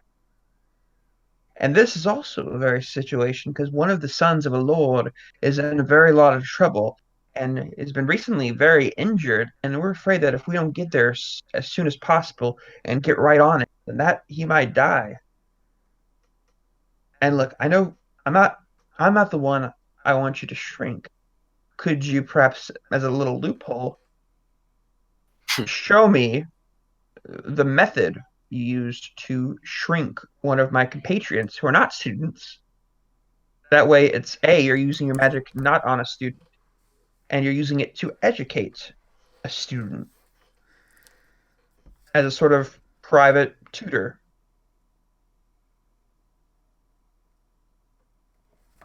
I feel like this is a persuasion. Yes, and give me 1 second because it's probably going to be a very difficult one. Nah, just give me a persuasion. It won't be super difficult. 25. She goes, okay, I'll do you this one favor, but if this goes to backlash me, Mr. Mordecai, if I lose my job because of this, I will make sure that you will no longer be able to attend this college. I take my job very seriously. Well, let's go find a private place to do it. Because obviously part of the problem with the previous one was we did it in a very crowded library, or at least in a room adjacent to a very crowded library. And it was rather loud. Yeah, so let's go find an empty room and Perhaps a classroom. just a classroom that's not in use. And I assure you, mum is the word. Me and my friends are not the talkative sorts, especially to get innocent people in trouble.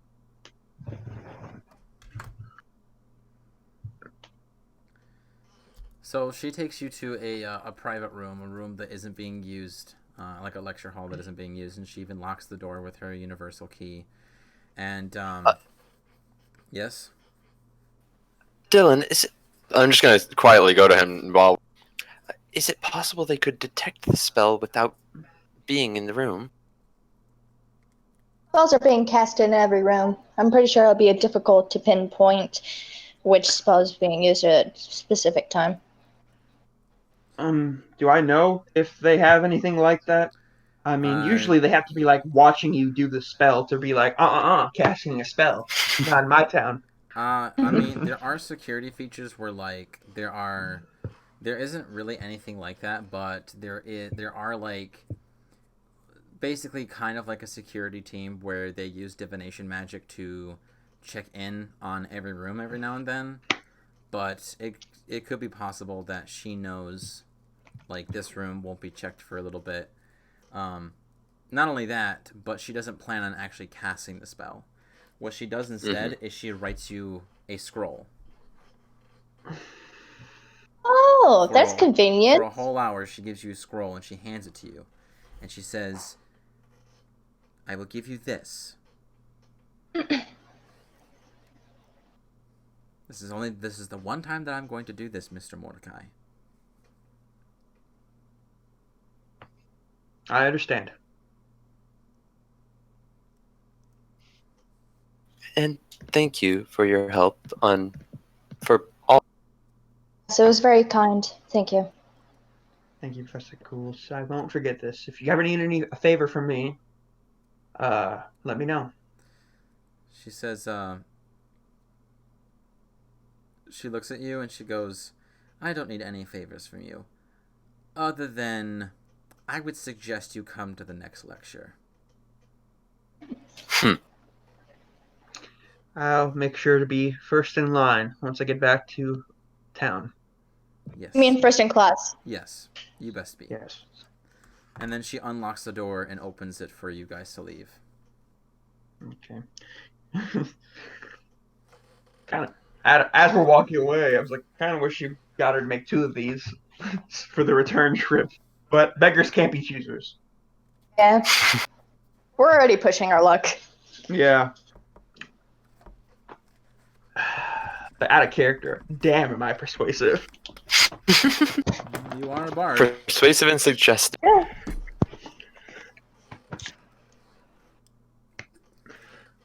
So, what do you do now?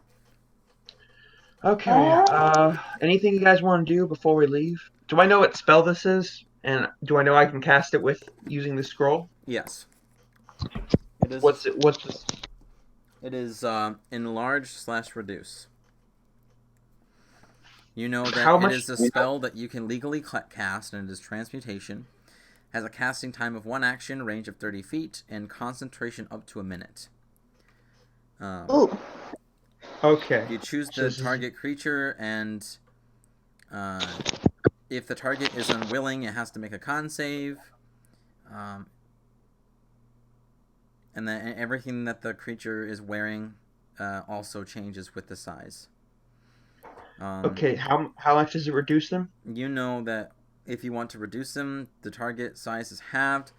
So in meta terms, if they're a medium size, they go to small, and also their weight shrinks to 1/8 of the normal weight. Okay. Nice. Sweet. That's good. Okay. So, is there anything you guys want to? Okay, so obviously this is a little. I was kind of imagining you putting one of you in my pocket like that tiny, but obviously this is okay. I know you didn't want to be shrunk, Leon, but no offense. I was okay with being strong. Okay, I'm gonna say you are the heaviest person, and I mean that like pure muscle, not like Yeah, you're I fat, know. but you're Don't like worry. very well built. Oh, And you need those. I know. He just starts flexing. Okay. Okay. Okay. So everybody, we got. Does everybody have I an do. overnight? Just have everybody I has do all their have- supplies.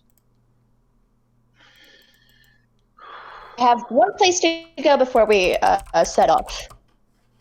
Okay. And I think you know where that is. He leaves to go to the tavern. Okay, I follow. We'll meet you there, and I go up to my room that I haven't been in a while since I've been going from tavern, and I get a few extra clothes. I probably have like an overnight bag that I kept most of my clothes in when I was touring the city. So I go and put out that, get some new clothes, make sure I have my harmonica and my relative tools that I might need. And yeah,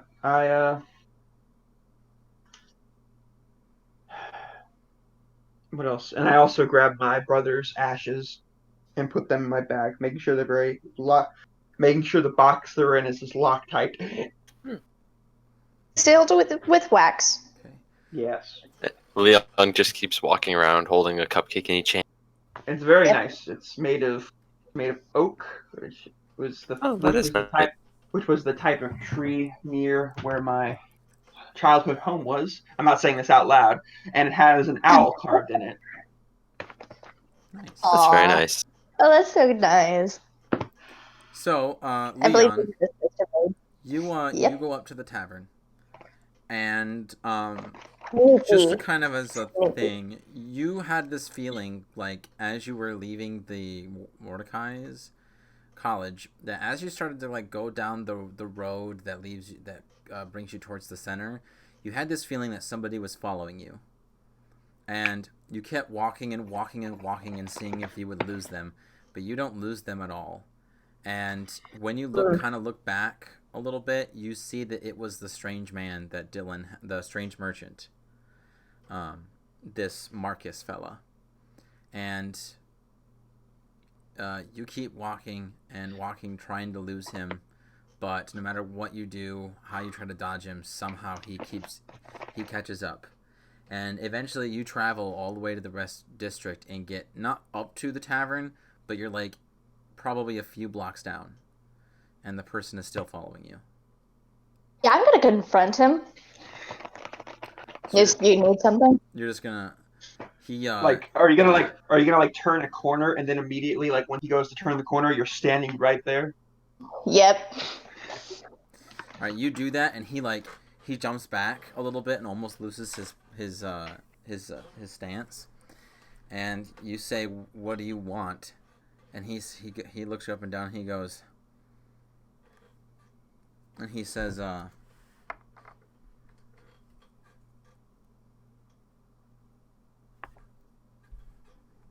"What was that one man's name?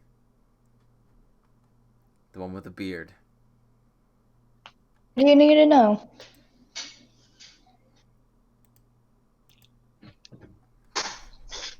I can't tell you if you don't tell me what you need that information for. My interest. I would point out there are posters that might have my face on it somewhere in the city. All right. Well, what is your interest?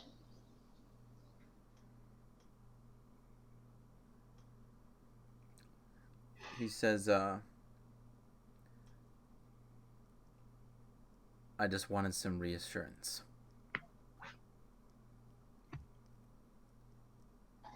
Insight check to make sure that if I tell him it won't possibly hurt my friend.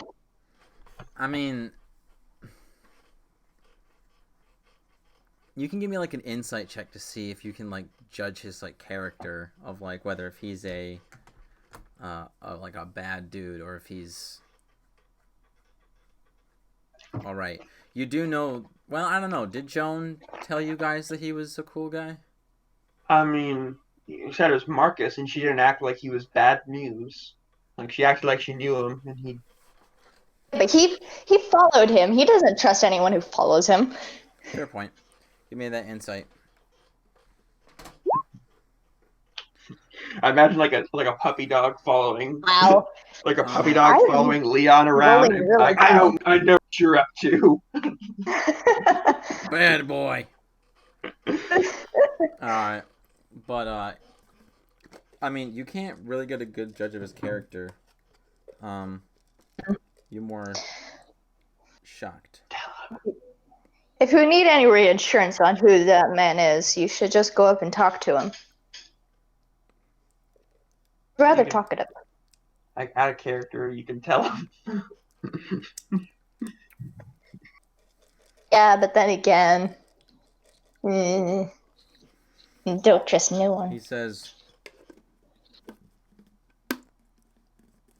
"All I want to know is his name. If you can't give that to me, then I'll just ask Joan." Dylan Mordecai. His attention to you veers off to like beside him, and he thinks for a moment, and he goes, "Dylan Mordecai. Dylan Mordecai."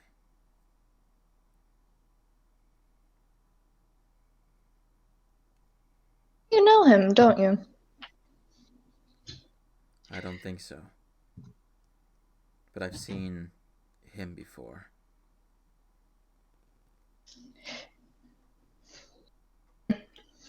Or at least someone like him. Oh no, apparently he had a twin. Had a twin. Really sad. Anyway, stop following me, and I'm gonna go now. He says, "Listen, I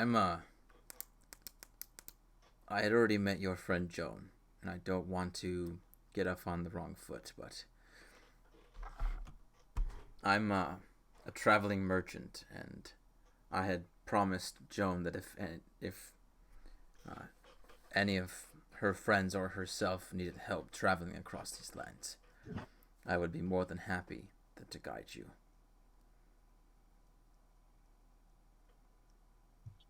Then, well, if Joan can trust you, then I guess I can. He says, one more thing before you leave, and I'm not expecting an answer from you. Yes? Do you know where Dylan's from? Seaport Give me an insight check. is my guess. Insight check. Yeah, I've definitely mentioned that I'm from Seaport. Even earlier, I said that I used to, like, I know the area. So it's probably, even if I didn't tell you outright, it's probably a safe guess. Yeah, especially since you tensed up when it was mentioned. Oh my gosh! Like, everything's trying to be dramatic, and, like, I imagine Leon's just like, ooh, a bird. I imagine he's just like, the muffin's gonna be ice cold. I need to get this over to her now. Yeah, Sure. you don't really pick up on anything other than that he starts to go deep in thought a little bit. And he says, okay.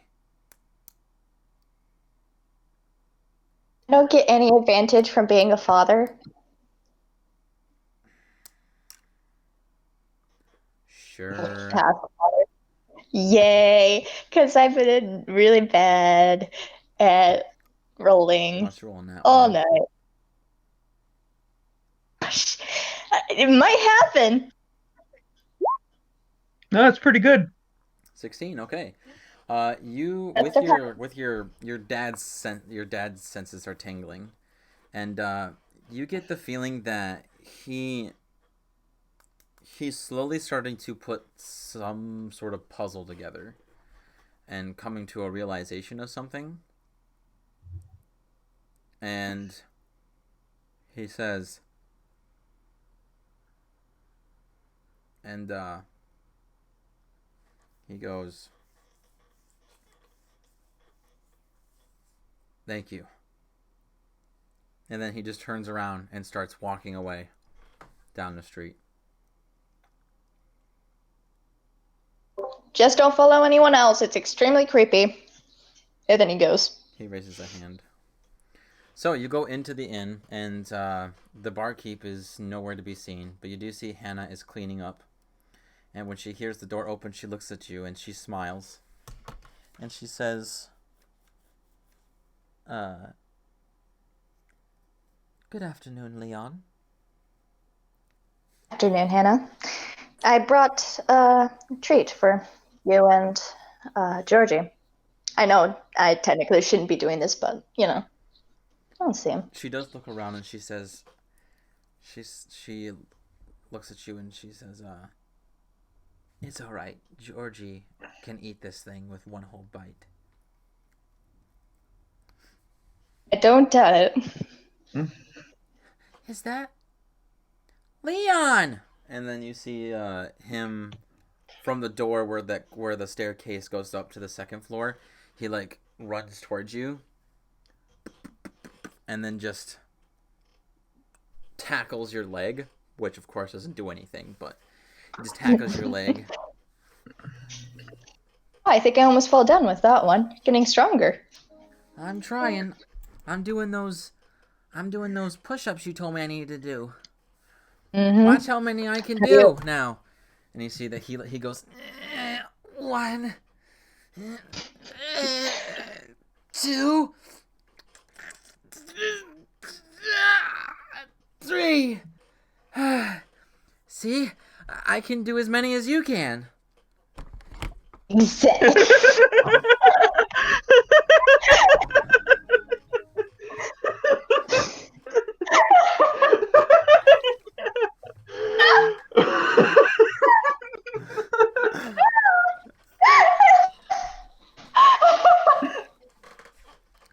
Oh, that is comedy gold.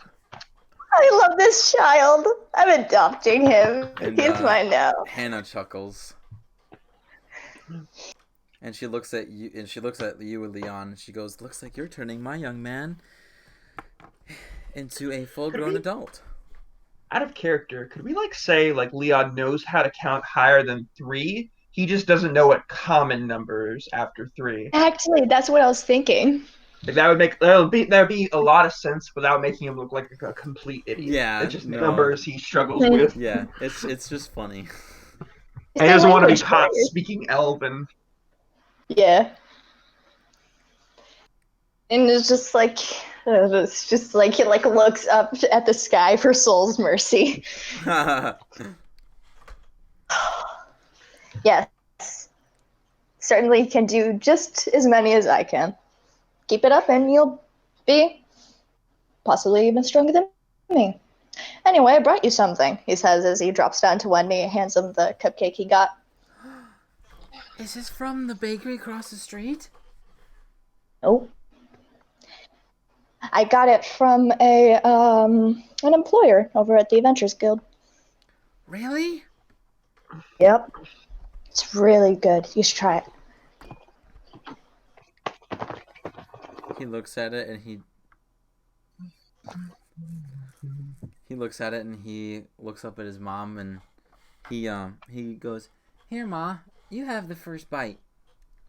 I already have one for her, so don't worry. This one's for you. Oh, I'm sorry. I thought you only had one, and you were Nope. splitting it between the two. Okay. Well, either way, I mean, do you obviously have the second one out? Yeah. Okay. He's holding both in one hand. Well, he will instinctively still offer it because he's not used to having something like that of his own. And he's so sweet. And she goes, "Oh, no thanks, Georgie. I'm fine. I'm not even that hungry." "Oh, okay." And then you see this Liam kid open up his look. abnormally large maw and just his jaw unhinges like a snake. And you see that he does manage to shove the whole pastry in his mouth, but he can't move it. It just goes, "Oh, and he really struggles to bite down, but you do see that he starts to make some progress. Don't talk with your mouth full. And then he raises a hand and gives you a thumbs up. Yeah, it is really good, isn't it?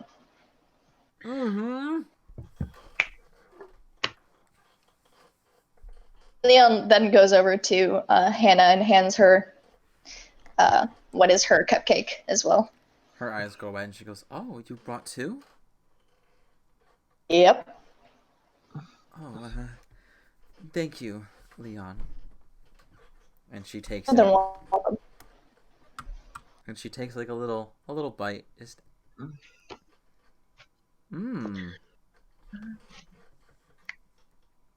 Wow. I'd even dare to mention that this is maybe better than Granny's basket, if not just as good. Let them hear you say that. Over the granny's basket, they're holding up binoculars, what is this? So, she thinks that it's better than us, eh? We have competition. Looks like we got competition, eh? Yeah. Looks like we got ourselves some competition, dear boss. Are they Cockney or Italian? Both. They're both. They're as stereotypical gangsters as you can get. Okay. So before I go to meet up with, I don't know if Joan's staying with me, but before I go to meet up with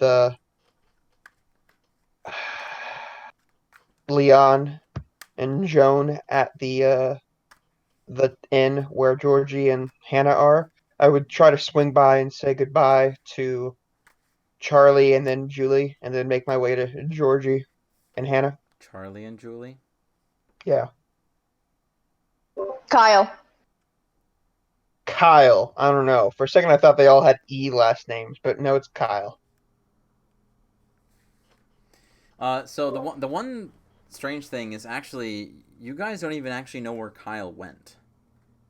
We don't. No, he's not in. He's not like in the orphanage place where the guards keep all the orphan kids. It seems to be that he has been adopted. Where all the guards keep the orphanages, make sure none of them escape. Okay, well, we can figure that out when we get back. I'll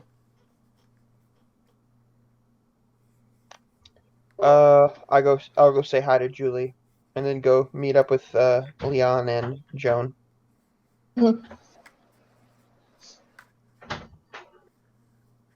right. You better be So down when you talking. I know. Shut it down, take a shower, go to bed. I mean it. Okay, so what's next? I went to go say bye to Julie, let her know that I was being out of town for a few days. mm-hmm. And you guys can all meet together. Okay. And what do you guys do to get to Seaport? Okay. Well, I think it's best to do this outside the city with a little less prying eyes. Mm-hmm. Okay, so let's go out a few miles out of the city, and and then I'll summon my horse. All right. I'll make sure that the other two don't hear the secret name. That's just Oh rude. God. I just might be like, you stand over there, and I'll be right over here, and Are I'll you just be there. kidding me? I was just in the middle of a fishing competition. What do you want? How do you fish? You have hooves. Don't question me. Okay.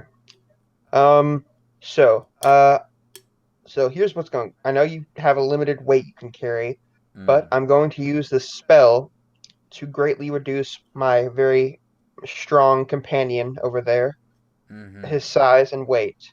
So since me and Joan are relatively on the light side, and with a much reduced my large companion, the three of us can go to Seaport. But we have to do it very quick. The spell only lasts a minute. Then what are we waiting for? Okay, I was just letting you know the plan. So, okay. So everybody, here's what's gonna happen. I'm gonna use the scroll. Okay, here's what's gonna happen. First off, I need you and Joan both get on the horse before I use the scroll. Okay. You could just lift me up and put me onto the horse. I'm trying to reduce the time as much as possible. We only have 1 minute. Makes sense. Okay. Okay. Okay, so let's go with Joan in the back and Leon in front of her. Okay.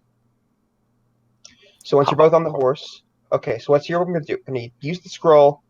I'm going to shrink Leon, and I'm going to jump on in front of Leon, and you're going to be kind of sandwiched with Joan. It'll keep you safe since you're not used to that size. And then I'll get you up to the horse, and we should be able to get to Seaport in a minute before the minute runs out. And then just as soon as we get here, we got to get quickly out the horse before Nathaniel here gets overwhelmed by the weight. Okay, so everybody knows the plan? Yeah. Okay. Okay, on the count of 3. 1, 2, 3. Use the scroll on Leon. All right, it disintegrates, and Leon, you reduce to a small-sized creature and are only 1/8 of your normal weight. Okay. I haven't been this small in a long time. Okay. I then get on the horse really quickly, and I'm like, "Yeah, let's ride." And I'm trying to build up as much speed as possible, as quickly as possible. Nathaniel doesn't move, and he goes, "Where do you want to go?" Seaport! Seaport! I thought it was just in my head. I'm just like, I'm thinking of on the outskirts of the city, near the forest where me and Don used to play when we were kids. So we don't get in the middle of a crowded area. Interesting choice. All right, and he starts trotting and then builds up speed, and then all three of you get to see the interdimensional travel, and all three of you. Well, I don't know. I don't remember which one had actually did a successful check when you guys were teleported I to think see. just Dylan. Just Dylan. It was Dylan. Okay, so you guys see like this really strange thing where it looks like light is passing by as you're in this tunnel of nothing but blue, dark blue space and stars just coming at you super fast. And in nearly an instant, you are then all of a sudden in a forest, a fairly dense forest with ferns all over, hugging the feet of the tree, the roots of the trees. And Dylan, you are very familiar with this area. Okay. You hear the I local quickly birds chirping. I quickly get off the horse before the spell ends. Is that all you wanted me for today? Yeah. I guess we haven't. I mean, to be fair, I don't think I've talked to you in like about a month, Nathaniel. Yes, and what an amazing month it has been. That's so mean. You don't hear it. You just see me talking to a horse. I know Okay. this Well. too. Okay. Well. See you later, Nathaniel. Just have fun fishing.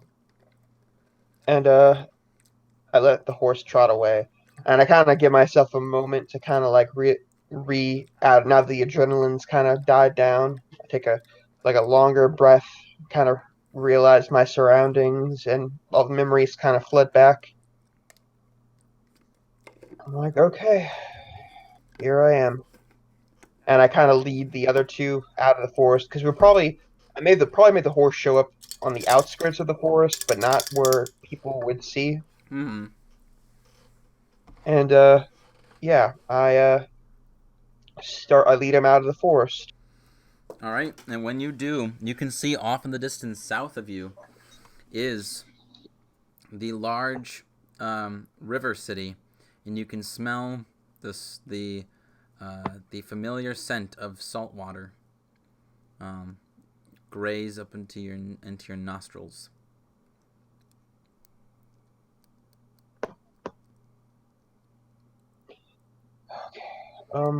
My house should be pretty close by. I might want to go check on that while I'm here. All right, so you can head in to the main entrance, where again, fairly similar to the capital. There is a stone walls that kind of go around the city. My house would be on the outskirts of the city, like outside the wall. We Oh, weren't exactly, we weren't wealthy enough to live, and we weren't servants of like people who were richer. So we kind of lived in a relatively small hut on the outskirts.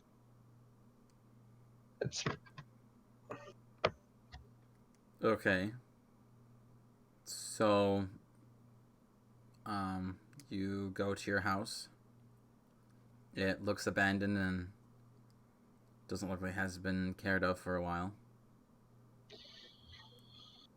it's probably just it probably has very light, maybe like a very cheap toy, maybe in a few corners, very dusty. It's like, well, at least nobody's been squatting in it.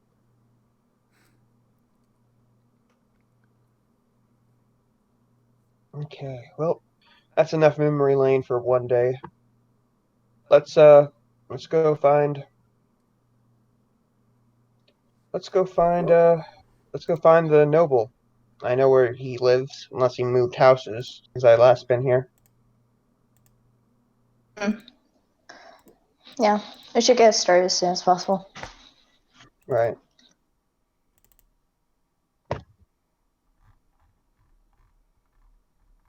Um.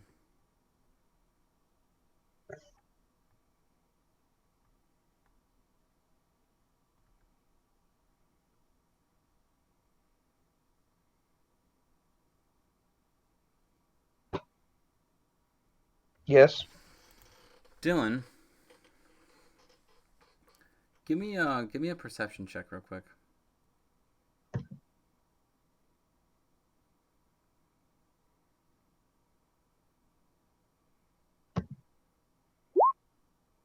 7.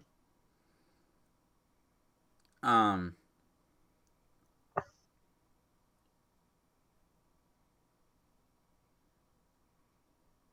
you like as you're like looking around in your house, you kind of have a feeling that there's something off, but you're not quite sure what it is.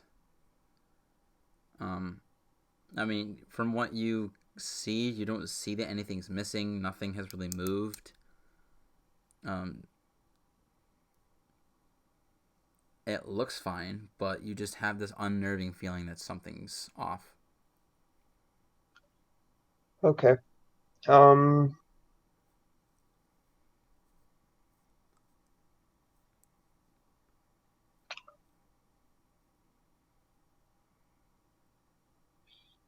I make a mental note of that to check back later. But and I start leading everybody towards the greater city. Right? So you get to the castle. You get to the castle, to the city gates. There are guards there. Um, they give an inspection on all of you. All of you pass the inspection, and you get to walk in. And Dylan, you're right at home, but to everyone else, the city of Seaport is a place where the main trade is everything marine.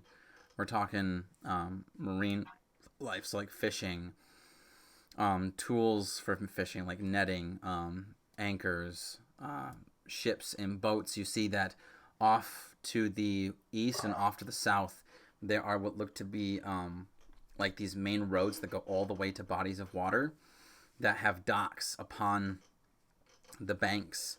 And there are just like dozens of docks with ships of all different sizes. And you cannot stop the scent of sea salt going into your nostrils. The people here, all of them are either covered in grime from dealing with fish, are dirty, or people who have really, really rough hands, big, rough hands. They all also wear clothing. They're a lot more lighter, as Seaport is usually a more warmer climated area than Astria is, or Astria as the capital is. And you can tell that the people here are actually a bit more upbeat. You see people are either whistling or humming. There are some folks off to the side on the side who are all together with different instruments, and they're playing all together like a band. And it just seems like a very, very lively place in a more whimsical type of way. And all of you do see that off to the north side, there is essentially what looks to be the tower of a mansion of some sort. You can see rising above the street buildings. Dylan, you know this to be the tower of the Balkoviches, the Lord's house. I wonder where the Lord could be. Well, it's in his very house that I'm away is compensating for something. Most Okay. likely.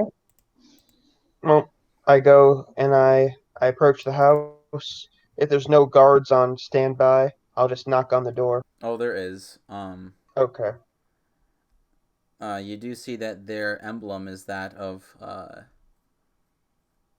what looks like a strange, the head of some sort of turtle with many spines all over it.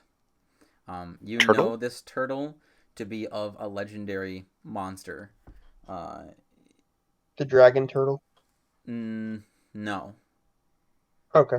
It's just this strange monster that no one has ever really seen it, other than people have described it to be possibly a massive sea turtle of some sort, and that it is so gigantic that in one bite it could destroy the largest ship in Seaport. And it's been a legend of Seaport nearly ever since its creation. And it is What is the it? emblem. What's its name? It doesn't really have a name other than just uh,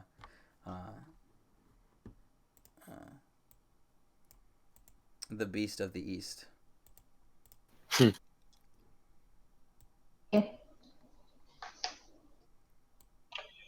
Okay. I talk to one of the guards. And hi, my name's Dylan Mordecai, and me and my associates, Joan Smith and Leon, are here on behalf of the Adventure League because a associate of ours told that the Lord was in a bit of trouble that he might need assistance with regarding his and I kind of lower my voice, son. They both look at each other and they nod, and one of them says, "The Lord told us about you coming. Head right inside. Go up the fleet of stairs in the foyer. Okay, thank you. First set of double doors." Will do. And he, Leon just leans towards Dylan, is just like, "What's a foyer?" I'll point it out to you when I see it. Oh, okay. and they open the doors and you walk inside to the main hall, and it's a fairly large main hall. There's like a blue carpet that goes from the front door all the way up the stairs. There are two doors or there's one to the left, one to the right. Up the flight of stairs that goes up to a foyer is a double set of oak doors, and then what looks to be under the balcony and behind the stairs there's another set of doors, like you can just see what like the hinges are. And the decor shows like different, like there's what looks to be maybe like a sculpture of a massive type of coral from the reef. There's like a painting of a ship riding the rough waves of a massive storm. Alright. I gesture towards like the foyer floor, and I'm like, when I was a kid, about let's say 7, their regular cleaner was ill, so he paid me 5 copper to scrub these floors. Yeah, it was originally a silver, but apparently I didn't put enough elbow grease into it. Oh well. You did. He's just being cheap. Aren't they all? And I kind of start walking, leading him up the stairs. All right, and you go up to the door, and you hear from behind the thick doors the faint sound of two people discussing something. I stop a bit to listen, see if I can get a better. You can give me a perception check. Okay. 19. You can hear them discussing something about. You hear that you hear two voices. One of them you recognize. It's the Lord's. The other one is a male, but you've never heard of this guy before, and they are discussing about the matters of the Lord's son. Do I catch any like important tidbits? Pretty much sounds like the same exact thing that you guys were debriefed on. Okay, son likes to sneak out, and one time he greatly injured himself, and they don't know why. Okay, I knock on the door. All right. So, Zach, Yes. you are speaking with Lord Vondavir Balkovich. You are a member of the Adventures League, I believe, right? Yep. Remember, is correct. Yes. So you're one of the locals around here that helps with some of the matters, and you have gotten to be known by Balkovich and also the other people around here of you being the last man. That's what you're referred to as, the last man, and or the lone survivor, or the final wave. Many of these different nicknames, and because of this, you've gotten a little reputation with the Lord, and he has asked you to help him. He has told you that there's a friend of his who's sending some of his people over to help you solve this mystery. And just as he was done explaining, there's a knock on his office door. I'm getting some very Lord Green flashbacks. Anyway, yeah. Knock, knock. What's the Lord's last name? Balkovich. Valkovich? Balkovich with a B. Valkovich. Yes.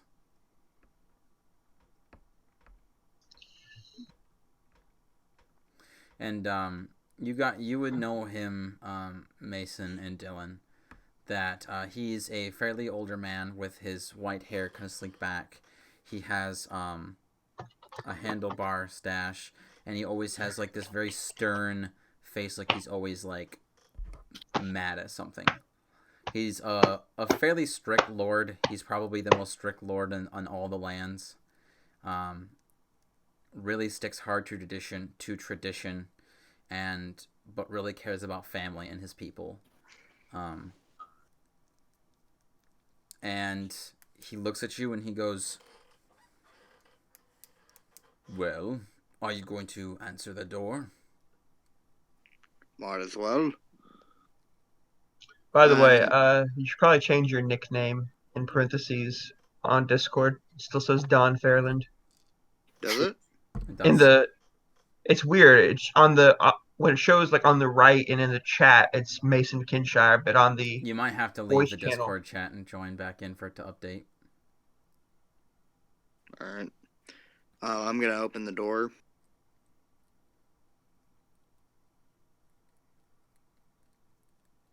There we go. there we go.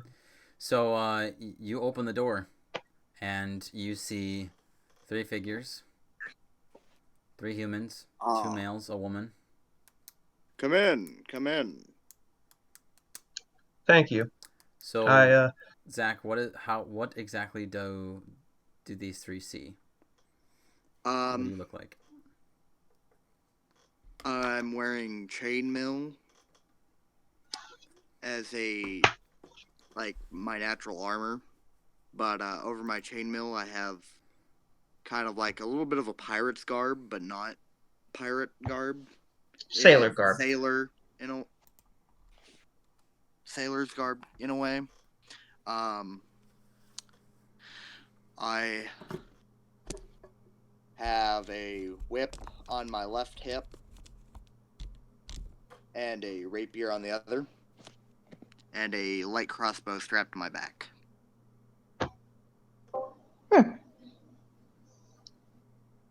I'd give him a courteous nod, and I turn towards the Lord, and I'm like, Lord, one more time, Balkovich.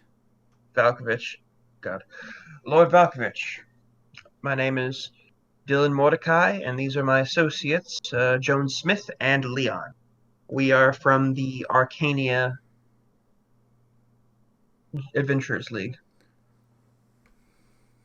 Ah, These are the friends that I was speaking of.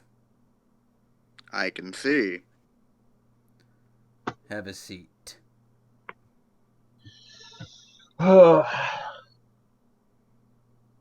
I go to sit down on the nearest sofa or chair, and I kind of like take a moment to like kind of get used to what it feels like because I was never allowed to sit in the chairs. Oh,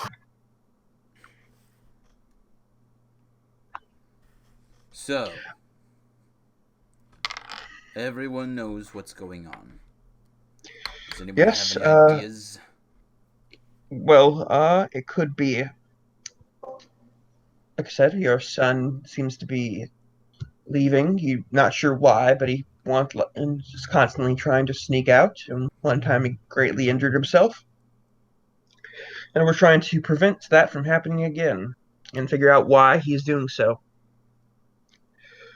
You, the layman, would probably assume it was something romantic in nature.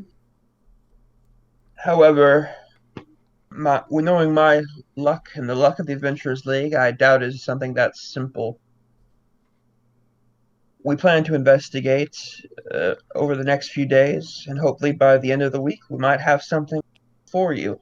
I don't believe I caught your name, and I turn towards Mason. Well, they call me Mason Kenshire. Or, from here in Seaport, the last wave. the last wave. It's a very long story. Yes, I believe that can wait for later. So how long have you Exactly. been working with the how long have you been a servant for the Lord? Ellen, we can talk about this over drink. Right now, we need to get the facts straight with the Lord. Well, I think we already I know all the agree with the facts. tall one.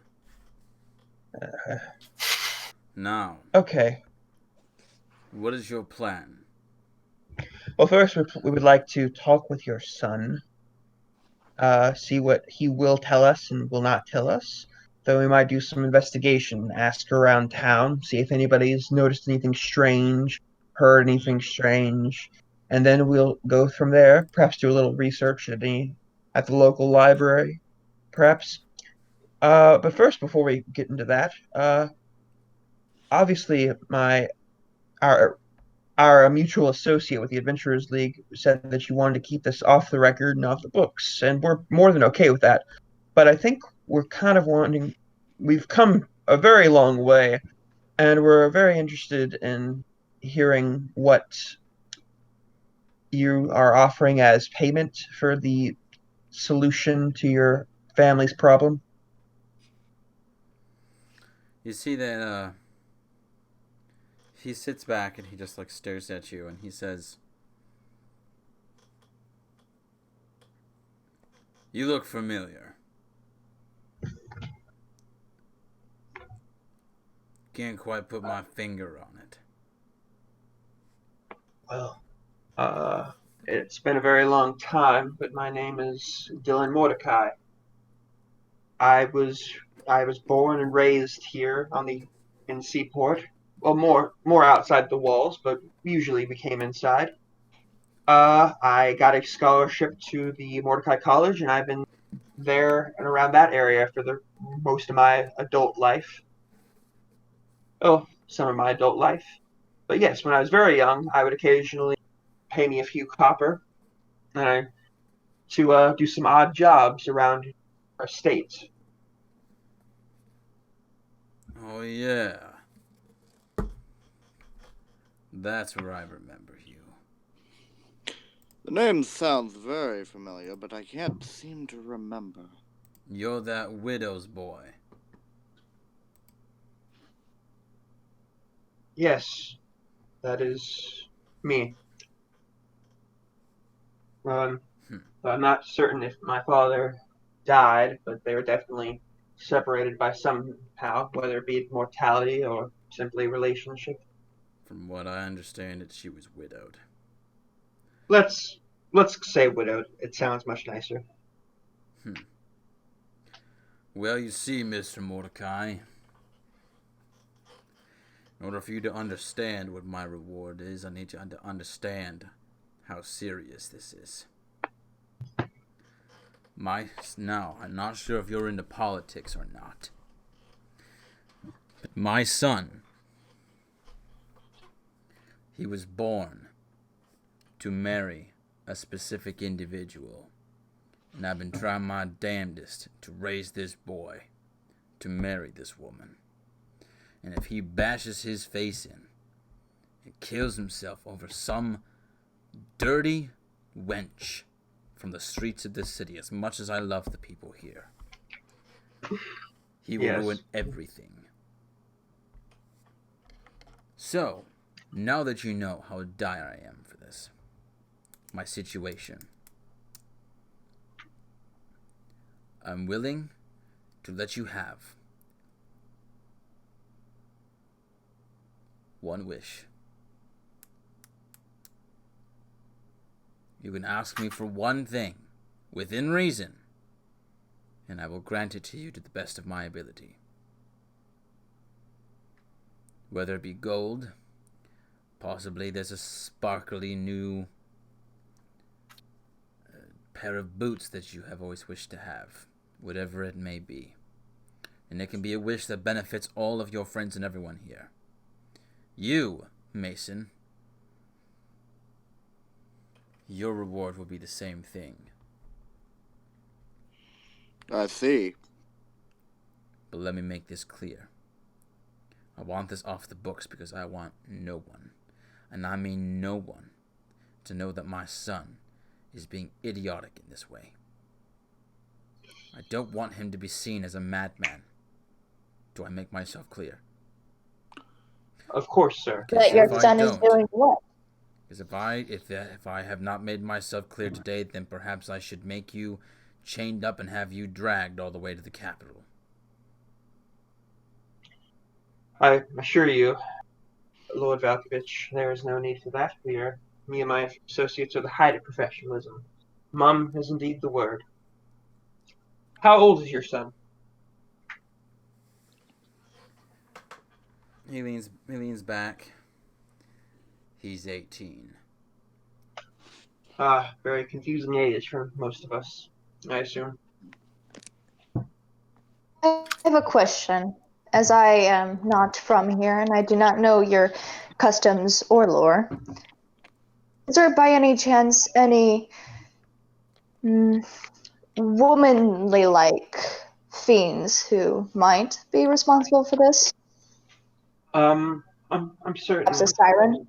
I'm certain, Leon, that we can research that on our own. Lord Yes, but I'm hearing it Valkovich. from the Lord. What's a Well, siren? Never mind. Lord Valkovich is much more concerned with more down to earth things, such as politics and the city at large. I'm sure he doesn't waste his time with tales of fancy myths. So yes, we will get out of your hair, and I'm assuming you would like us to work with your man here. Doesn't matter to me, but I'm sure he would appreciate it. Well, I could need the help. we were always looking for a fourth member. I say with a bit of sarcasm, or a bit of foreboding, and kind of worried. You just slowly sneakily just go, you might want to take this, and give him the healing potion. Like, we're just gonna call you member number 4. We don't need to remember your name. Not to get attached. Wait, am I member number 4 because I'm the 4th person in your group, or am I the 4th person to join your team? Yes. Yes, period. Yes. Yes. Just be like, honestly, it's not gonna matter because you're probably gonna die in maybe next session. I'm honestly surprised that you haven't died during this conversation. Or gotten in trouble in some way.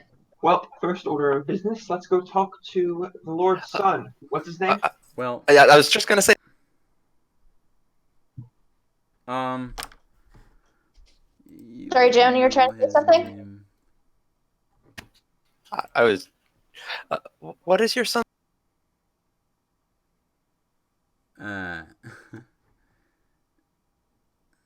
You're all breaking. Lord Belkovich kind of looks at you offended, and he goes, "You don't know my son's name?" I mean no offense, but I had not heard your name before today. Leon is just pitching the bridge of his nose. Just.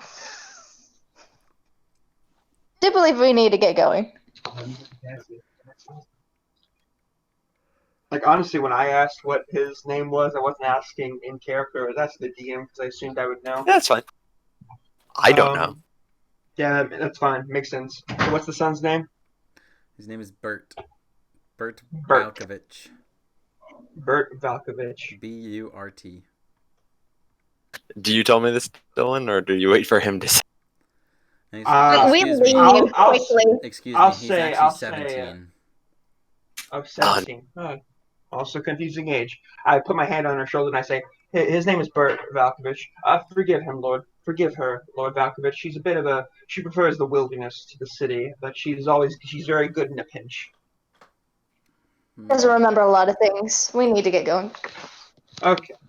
Let's go. I'll go walk towards Bert's room. Uncivilized woman. And actually, I believe that now would actually be a good time to end the session. Oh, dang it! I could play for so many hours. No, right? And so we've almost been recording for almost 3 hours. Right. Mm-hmm. So we have to share. The three of us have to share a wish. Basically, yes, but it can be anything that you guys want. Within Anything reason. we want. I mean, that could be a lot of That's things. freedom isn't within reason. Mm.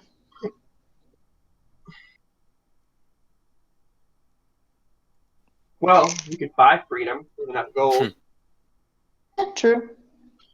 Perhaps he has some property in the city of Arcania that he doesn't particularly care for, that he might gift us. Yeah. We Would could make a have a nice- house. It'd be a nice base of A whole operations. Yeah.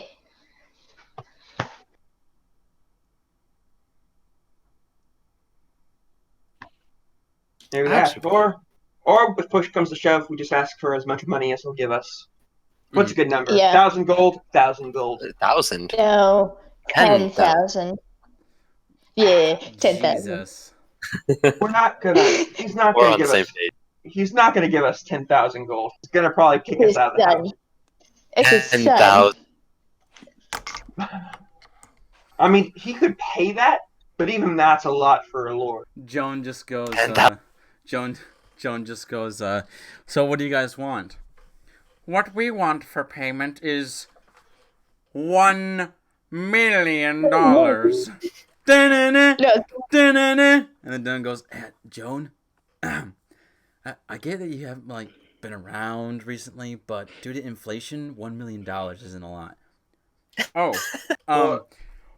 how about as repayment for saving your son, we get $1,000,000,000. Da-na-na, da-na-na. See, this guy knows. I'm saying, okay, look, we got paid 300 gold, and originally 250, but we managed to talk them up to 300 for the last mission, and that was several weeks. We fought a hag. Honestly, obviously, if we have to fight like a really powerful thing and somebody almost ends up dying, and hopefully doesn't actually die, then yeah, we could probably be like, give us maybe 2,000 or 3,000 gold. But honestly, I feel like a reasonable but still very high amount might be like 1,200 gold, and we could split it 400 Better each. idea. We ask for a personal alchemist for like 10 years. Personal alchemist who can convert things into gold. I'm pretty sure that's. I'm not sure, but that doesn't sound legal. I just No, meant for health it potions, isn't. but that too. I mean, Yeah, that sounds good too. a piece of property would be nice too. A place for you It would, guys it can would. secretly store stuff. Because the other thing that you gotta remember too is magic items are also regulated too. So Ooh, yeah. you guys have to Maybe. get licensed to have them legally. I have Right. a license. So a piece of property out in the middle of nowhere, could be a nice place to stash some secret items and stuff that you aren't necessarily supposed to have. Alternatively, maybe he owns like a tavern or some other sort of business that could also serve as our base of operations. So Yeah. A, we have a place to all live, and B, that's also a regular source of income. It's a very nice town. Oh, And well, to branch off on that. Oh, sorry. Continue. well, I could tell you, what one of Mason's wants, but I'll tell you guys later though. Is it a ship? I want to Maybe. hear. I want all the screams to stop, Lord Falkovich. And it's like, well, how about some gold? I could buy you some earmuffs. How much for the nice shiny skipper outside? Going back to getting a house, it would be a good idea to get one, because once Leon finds a way to get Hannah and Georgie away from the tavern, he needs somewhere to put them. A nice good volley is makes a very nice home. The volley. We In live in character and out of- Arcadia. It's not like a good place for ships. I mean, there are docks, but listen, we're not really interested in the whole pirate thing. Really aren't. Right, and honestly, with a It's a ship, bit terrifying I to mean, see. hey, with a big ship, you also need a crew, and I doubt that comes free with the ship. And it's a Not to lot of mention regulation. seasickness. With a tavern, you only need like maybe a few employees, just somebody to keep the bar, somebody to like clean up, somebody to keep the books. Very small. Yeah. And the tavern can pay for it. And if the tavern's in a really profitable part of the city, I mean, that's a room and board for us, and it keeps pretty much pays for itself and then some. So that's money. Yeah. Like it's a good investment. A place to stay and money. Real estate in the city is very good investment. And he probably, if he has something in Arcania, he probably wouldn't mind spending it since he lives so far away from it. Arcania. What's the name of the capital? It's Astria. Astria. Astria. It's an A. Okay. You've been saying Arcadia So- this whole time, and I'm like, I feel like maybe I'm just missing something, but this is my own world, and I don't remember any Arcadia. Maybe I know what you were talking about. I was just like what? Where's Arcadia again? Sorry. It's a nice place. All right, well, I'm going to end the recording, so let's all say goodbye to the peoples. Goodbye to the people. Goodbye. See you guys next week. See you next week.